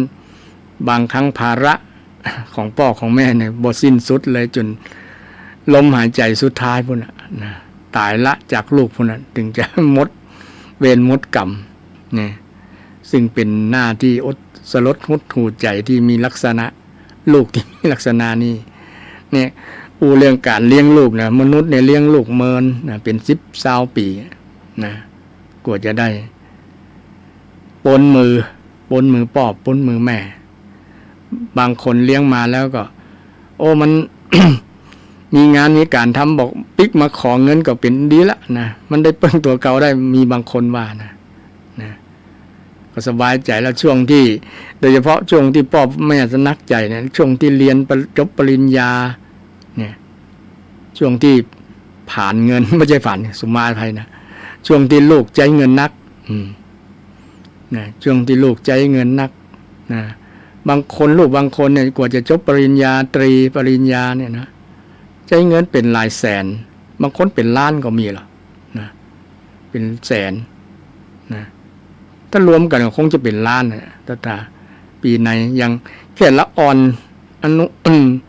อนุบาลเนี่ยเนาะก็หลักหมื่นแล้วเนี่ยนะหลักหมื่นนะถ้าโรงเรียนชื่อดังๆดีๆมีครูสอนนะมีคุณภาพเนี่ยเสี่ยงเป็นหมื่น2-3 หมื่นก็มีบางคนยอมจ่ายยอมเสียเพราะว่าหวังที่จะให้ลูกได้พัฒนามีความรู้ความสามารถนะมีความยอมเจ็บยอมจน ยอมเจ็บยอมจนเสียแต่ได้ก็บอกว่าขอให้ลูกได้เรียน โรงเรียนดีๆมีครูผู้สอนดีๆนะลูกก็จะได้มีวิชามีความรู้ความสามารถนะจบมาแล้วก็จะได้มีงานทำที่ดีๆนะมีเงินดีๆ พ่อแม่ก็จะได้เพิ่งพ่องเนี่ยความหวังในนะแต่บางคนบ่หวังเพิ่งละของมันปนจบปริญญาที่ก็คือว่าจบละนะบ่อิดละนะบางคนกลัววันชุดขาวเนี่ยมันน่ากลัวนะชุดขาวคือชุดนักเรียนเนี่ยนะชุดนักเรียนเริ่มตั้งแต่อนุบาลประถมมัธยม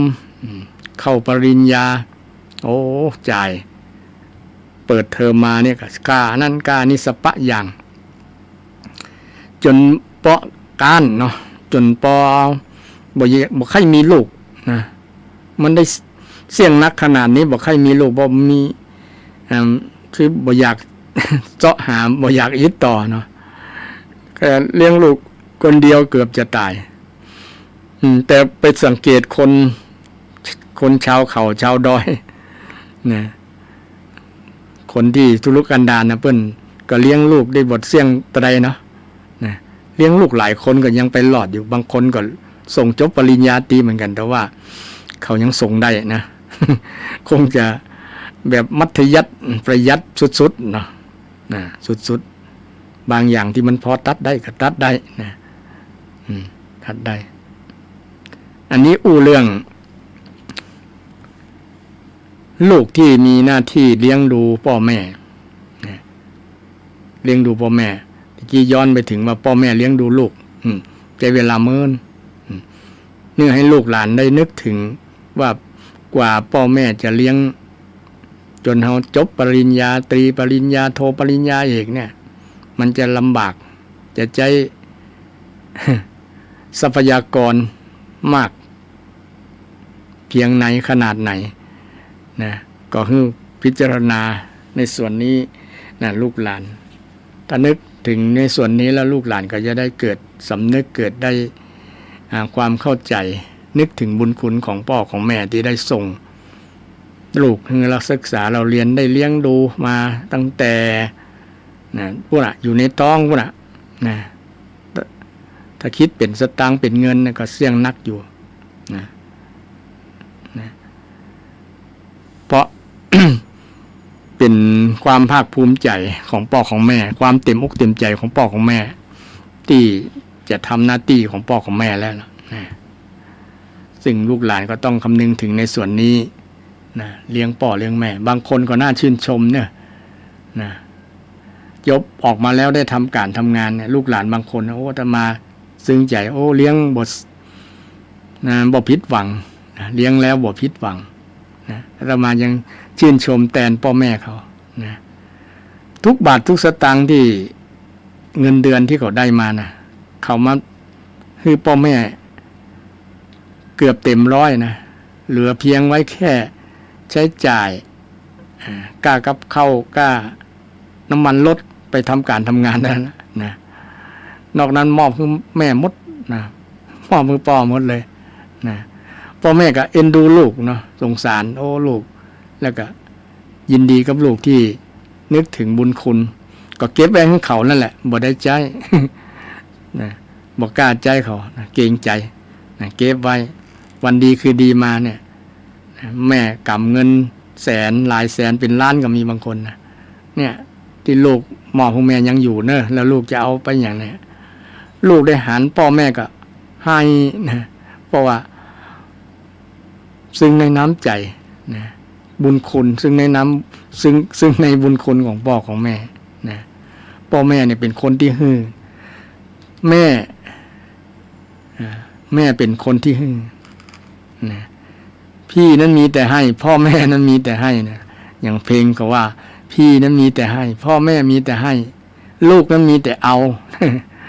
นะอย่างลูกคนนี้มีแต่ให้พ่อให้แม่ได้เงินมาเท่าไหร่ตอบแทนเนี่ยต้องอนุโมทนาในน้ำใจในน้ำจิตน้ำใจของลูกคนนี้ที่มีบุญคุณที่มีความกตัญญูกตเวทีต่อพ่อต่อแม่นะแล้วพ่อแม่ก็ยังตอบแทนด้วยดาความดีของลูกนะเพราะว่า พ่อแม่ก็ปอตัวเปิ้นบ่ได้ใจการบ่ได้ใจเงินจะทองนักนะอยู่วันๆมีเบี้ยยังชีพยังกับบางครั้งก็พอละนะมีอันอย่างก็บำนาญบำเหน็จกับพอใจอยู่นะแต่ว่าลูกนะนึกถึงบุญคุณเลยมอบ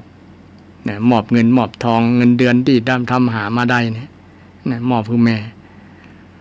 นะแล้วก็ยังเป็นผลดีมาถึงวัดถึงวาก็มีบางคนเนาะได้ลูกดี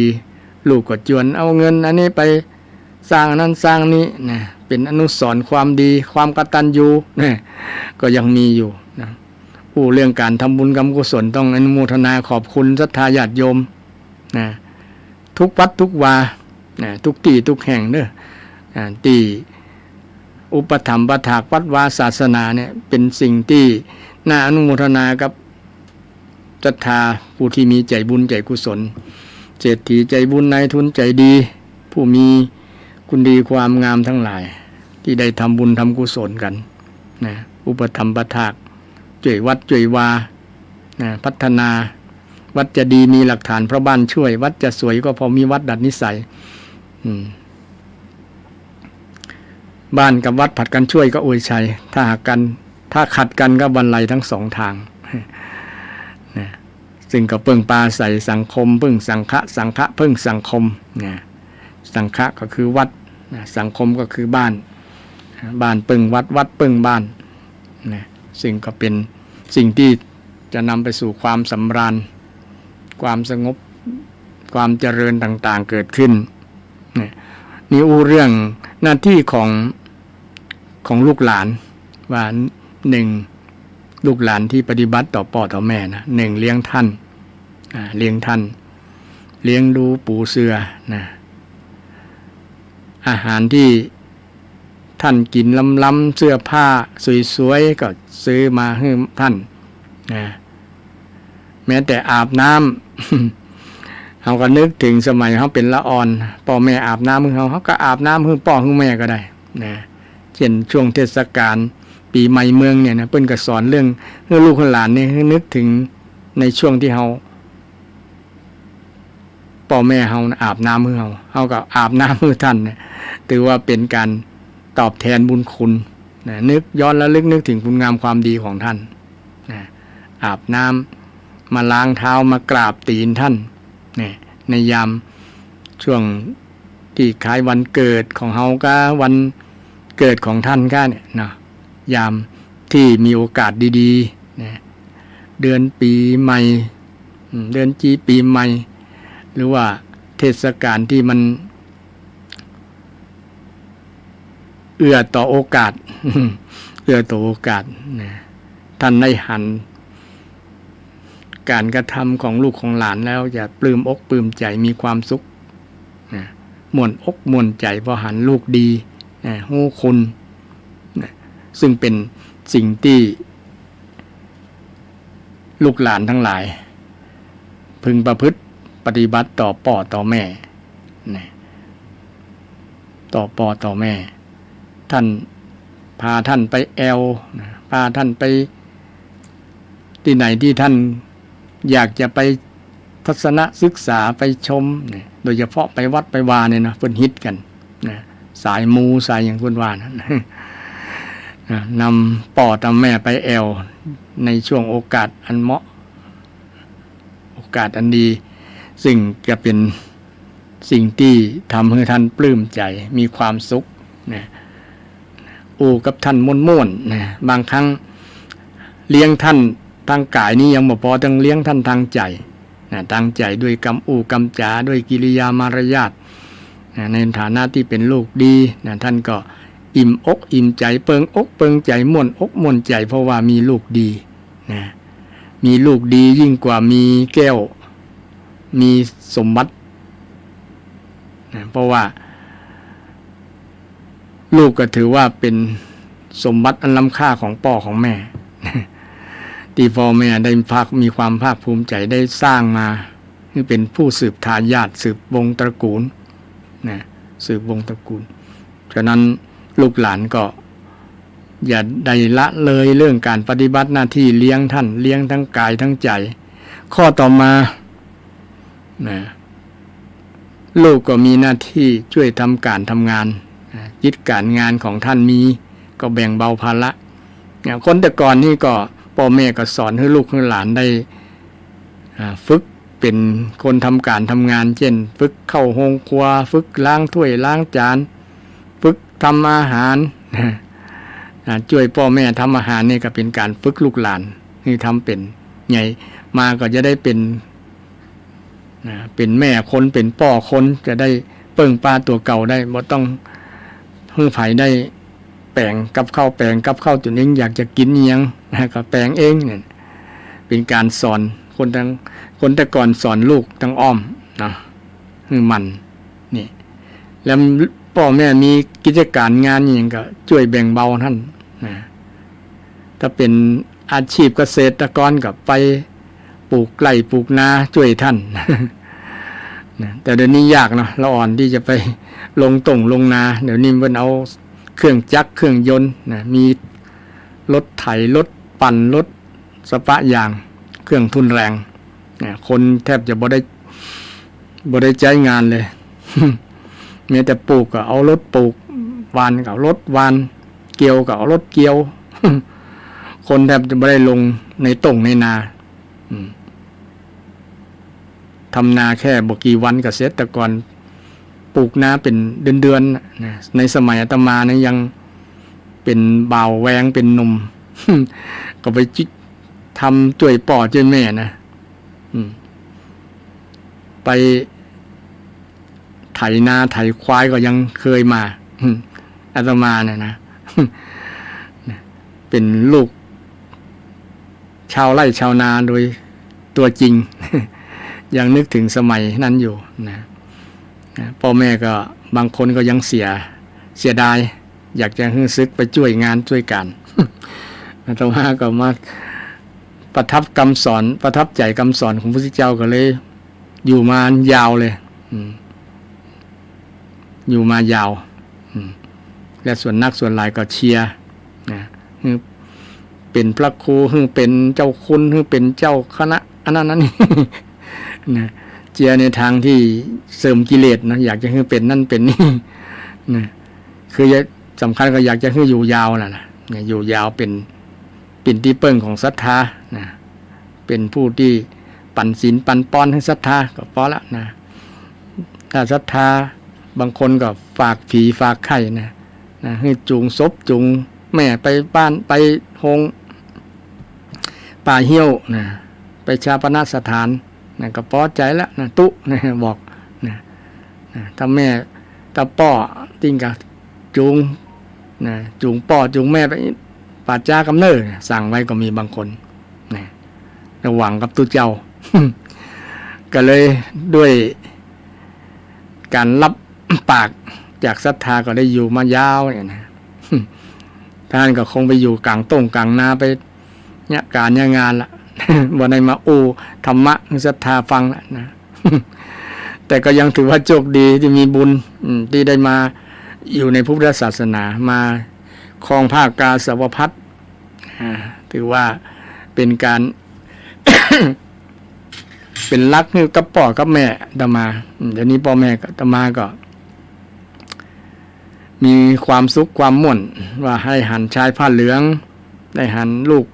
บ่าวเป็นตุเป็นพระเนี่ยก็มีความสุขส่งเสริมสนับสนุนนะดีละเป็นรักจิตรักใจให้กับพ่อกับแม่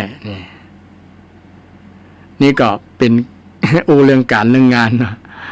ไปมีการมีงานพ่อแม่คนใดมีการมีงานอย่างลูกจะช่วยแบ่งเบานะท่านได้แบ่งเบาของบางคนช่วยพ่อช่วยแม่หาเสาะสตางค์นะลูกบางคนลูกคนที่บ่มีอันจะกินเนาะต้องไปเสาะทำมาหากินพ่อแม่มีอาชีพเก็บของเก่าขายนะเก็บขยะเก็บของเก่าขายลูกก็ไปช่วยนะลูกก็ไปช่วยสละเวลานะช่วงที่ก่อนที่จะไปเรียนนะก่อนที่จะถึง8 โมงก็ไปช่วยตั้งแต่เจ้าตี 5เนี่ยลูกบางคน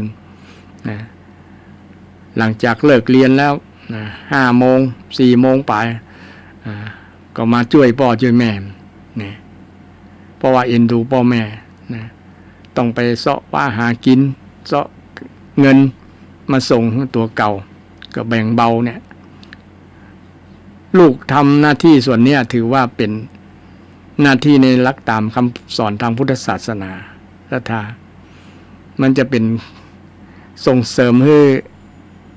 คนนั้นได้พัฒนาตัวเก่านะส่งเสริมให้ลูกนั้นได้พัฒนาตัวเก่าแต่ลูกหลานบางคนก็กลัวความทุกข์เนาะบอก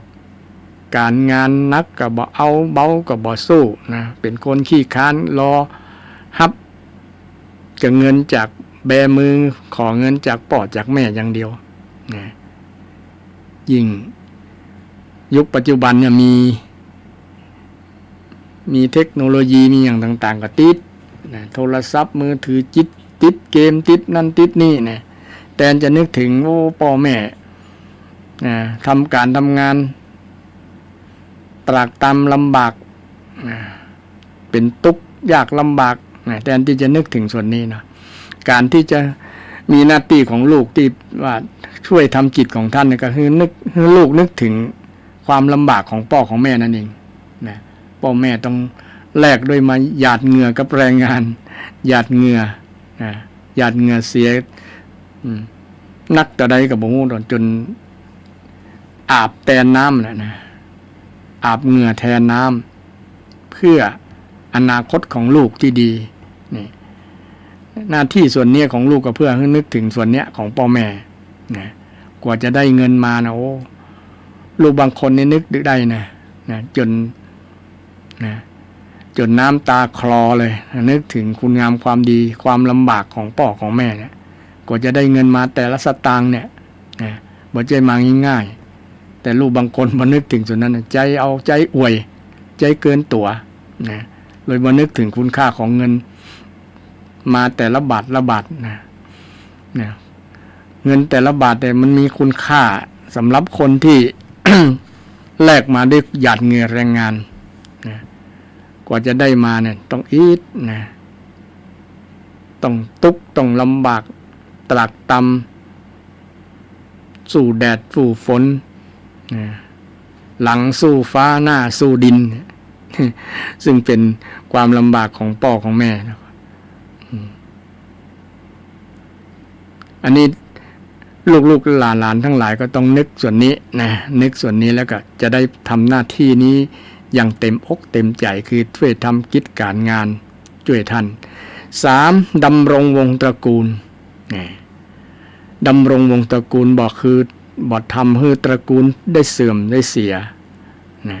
ตระกูลได้เสื่อมเสียอาตมาอยู่มาบวชเป็นตุ๊เจ้าเนี่ยก็นึกถึงวงตระกูลนี่แหละถ้าอาตมาทำเสียเป็นตุ๊เจ้าที่พิสิทธิ์นั้นใหญ่หลวงปาราชิกเนี่ยเช่นไปกินเงินไปกินเงินวัดเงินวาเนี่ยเป็นต้นเนาะไปมีเมียเนี่ยมีสตรีมีสีกาเนี่ยถือว่าเสียอย่างมากนะทำให้วงตระกูลอาตมามีนามสกุลว่าเมฆขุนทศเนี่ยนะไอ้เมฆขุนทศเนี่ยจะกระจายกระชอนกระจายดังไปทั่วสากลโลกเลยแหละ ถ้าทำผิดทำชั่วถึงความชั่วร้ายแรงขาดจากความเป็นตุเจ้าเนี่ยเนาะคนบ้านก็เหมือนกันลูกหลานก็เหมือนกันถ้าทำชั่วก็นึกถึงพ่อนึกถึงแม่โอ้พ่อแม่เพิ่นมีคุณธรรมมีคุณงามความดีเป็นคนมีศีลมีธรรมเป็นคนหุ่มกินหุ่มตาลนึกถึงหน้าพ่อหน้าแม่โอ้เก่งอกเก่งใจกลัวพ่อกลัวแม่จะเสียใจเนี่ยก็จะรักษาวงตระกูลนี้ไว้บ่ทำให้เสื่อมเสียแต่ลูกบางคนบ่นึกถึงหรอกบอกแค่คนเป็นคนละคนพ่อแม่ก็บ่ใช่เฮาหรอกก็เลยบ่นึกถึงบ่ได้เก่งอกเก่งใจพ่อแม่ทำตามอำเภอใจทำตามความต้องการทำตามความอยากของตัวเก่าก็เลยทำให้ตระกูลเสียหายเปิ้นก็จะเล่ากันนะว่าลูกไผวะลูกไผคนนั้นมันยังบ่ดีใบบ่ดีเง่า ก็จะเล่ากันเนาะเป็น เข้าวงสนทนามันอย่างบางหายแต่ว่านะพ่อแม่ก็ดีมันอย่างบัดนั้นแน่นั่นเป็นการประทุษร้ายต่อวงตระกูลตัวเก่านะถ้าทำตัวบดีลูกหลานทำตัวบดีเนี่ยมันเสียมันถึงพ่อถึงแม่อย่างป้าหนุ่มเนนน้อยเนี่ยนะถ้าทำเสียก็เสียถึงวัดถึงวาวัดมันอยู่วัดไหนนะ เป็นต้นเนาะทำมือเสียจื่อเสียวัดเสียวาเนี่ยอย่างอาตมาก็เหมือนกันมันคนเป็นคนบ้านไหนเป็นคนที่ใดน่ะนะคนจังหวัดใดหา ก็จะถามหาหมดละนะมันเกิดที่ไหนประวัติมันเป็นจะได้นะมันมีประวัติศาสตร์มันเป็นจะได้ก็จะเสาะหาขุดเงาวงตระกูลมาเลยแหละเนี่ยฉันใดก็ฉันนั้นลูกหลานก็เหมือนกันทำตัวที่บดีก็จะสร้างวงตระกูลให้เสื่อมเสียนะหน้าที่ที่รักษาวงตระกูลนี่เป็นหน้าที่ของลูกของหลานนะจะทำอย่างกันนึกถึงวงตระกูลนึกถึงพ่อนึกถึงแม่นี่หน้าที่เนี่ยบ่ได้ทำยากแค่นึกถึงแล้วนึกถึงพ่อนึกถึงแม่นั้นนึกถึงหัวอกของพ่อของแม่ว่าพ่อแม่จะเสียใจนะครูบาอาจารย์จะเสียใจนะเพื่อนจะเสียใจนี่นึกมันยาวๆไกลๆมันจะได้ยับยั้งการกระทำที่จะเกิดความสูญเสียเกิดขึ้นนี่เป็นหน้าที่ของลูกหลานข้อต่อมาทำตัวให้เหมาะสมที่จะรับทรัพย์มรดกซึ่งมันโยงไปหาหน้าที่ของพ่อของแม่ที่ว่าข้อสุดท้ายที่ว่าจัดการมรดกนะพ่อแม่จัดการมรดกแต่ลูกนี้มีหน้าที่ที่จะทำตัวให้มันเปิงกับที่จะรับทรัพย์บางคนบ่สนใจใยดีกับพ่อกับแม่แม้แต่พ่อแม่เจ็บเป็นเอ็นอุ่นบ่สบายก็มาเยี่ยมมาใจบ่มาถามข่าวนี่ถามข่าวถามสารทุกข์สุขดิบละเลยบอกคือความสนใจแต่ว่าพ่อแม่เสียชีวิตไปแล้วมันรู้แล้วครับเนี่ยคนลักษณะนี้คือลูกที่บอกทำตัวคือเหมาะสมที่จะรับทรัพย์มรดกบ่เบิงเลยบ่เหมาะบ่สมเลยนะที่จะไปรับทรัพย์มรดกไปลูกก็เปิ้นนะในช่วงก่อนหน้านี้เป็นได้บ่ไปทำคือมันเหมาะมันสมนะมันเปิงที่จะได้รับที่พ่อแม่จะแบ่งทรัพย์สมบัติให้นะแต่ก็มาลูกกันมาว่ากันนะด่ากันเสียหายบ่นับเป็นพี่เป็นน้องกันก็มีนี่เพราะว่าขาดการทำหน้าที่ทำตัวให้มันเหมาะมันสมนะความเป็นลูกของพ่อของแม่นะความเป็นลูกบ่มีนะ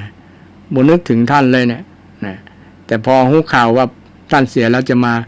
ลูกมรดกเนี่ยนี่แหละคือการทำตัวบ่เหมาะสมนะทำตัวบ่เหมาะสมกับที่จะได้รับทรัพย์มรดกแต่คนอื่นเบิ้นดูแลดีอย่างดีลูกคนอื่นแต่ตัวเก่าบ่ดูแลเนี่ยลูกคนนั้นแหละถือว่าบ่เหมาะบ่สมที่จะได้รับทรัพย์อย่าไปลูกเอาเลยนะบ่สนใจใยดีอย่างเลยพ่อแม่จะอยู่จะเป็นจะได้จะกินจะได้จะนอนจะได้นะจะอยู่จะได้นะบ่สนใจแต่เสียเพียงอย่างเดียวคือมรดกมีเงินในธนาคารกี่ล้านกี่แสนมีนากี่ให้นะมีบ้านมีรถกี่หลังกี่คันนะนี่แน่ที่จะเอาล่ะที่จะเอาส่วนแบ่ง ลักษณะนี้เป็นลูกที่ใช้ไม่ได้นะเป็นลูกที่บ่เหมาะบ่เปิงที่จะรับทรัพย์มรดกนี่ลูกหลานที่เป็นจะทำหน้าที่ต้องนึกถึงส่วนนี้ไว้ให้นักหลายๆนะไว้ให้นักหลายๆจะได้มีความละอายใจถ้าตัวเก่าบ่ได้ทำหน้าที่ของความเป็นลูกที่ดีจะไปลูกเอาทรัพย์สมบัติของพ่อของแม่เนี่ยไปลูกเอากับพี่กับน้องเนี่ยนะมันจะเกิดความละอายใจโอ้เฮาบ่ได้เลี้ยงเฮาบ่ได้ดูแลท่านนะบ่ได้ไปพอไปหยังละเลยท่านนะเฮาบ่ควรไปเอาละนะไหนๆเฮาก็ตัดขาดจากความเป็นลูกเป็นพ่อเป็นแม่แล้วเขาก็ควรไปยุ่งไปละนะ อันนี้ถ้าคิดแบบนี้ก็ดี แต่ก็ยังจะมีความสัมพันธ์กับพี่น้องคนอื่นที่ยังมีความผูกพันกันอยู่อันนั้นก็ถือว่าเป็นสิ่งที่ดีนะเราจะมาเริ่มต้นใหม่ด้วยความฮักกันอย่างพี่อย่างน้องนะบอกเอาเรื่องสมบัติมาคัดแย้งกันนะก็จะเป็นการดีซึ่งก็เป็นปัญหาสังคมเป็นปัญหาสังคมในปัญหาสังคมที่แย่งสมบัติกันเนี่ยก็เพราะว่าเนี่ยมันขาดการทำหน้าที่ให้เหมาะสมทำตัวให้เหมาะสมที่จะรับทรัพย์มรดกรับทรัพย์มรดกของพ่อของแม่ข้อสุดท้ายลูกที่ปฏิบัติต่อพ่อต่อแม่ก็คือเมื่อท่านล่วงลับไปแล้วทำบุญอุทิศให้วัน12 เพ็ง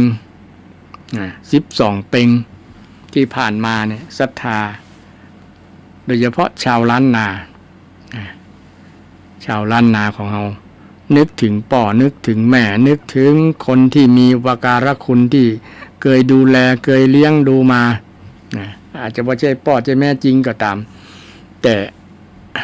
เป็นคนที่เลี้ยงดูมาเนี่ยก็มานึกถึงในส่วนเนี้ยก็ทำบุญนะให้กับท่านในช่วง12 เพ็งนะที่เป็นประเพณีของทางชาวล้านนาแต่ชาวอีสานชาวปักใต้ก็มีประเพณีคล้ายๆกันเข้าประดับดินประเพณีชิงเปรตนะชิงเปรตทางภาคใต้นะชิงเปรตแล้วก็ทางภาคกลางนี่ก็เป็นการตันงานศาสตร์นะงานอุทิศบุญกุศลก็มีคล้ายๆคลึงกันแต่ว่ามันจะชัดเจนในแต่ละภาคละภาคเป็น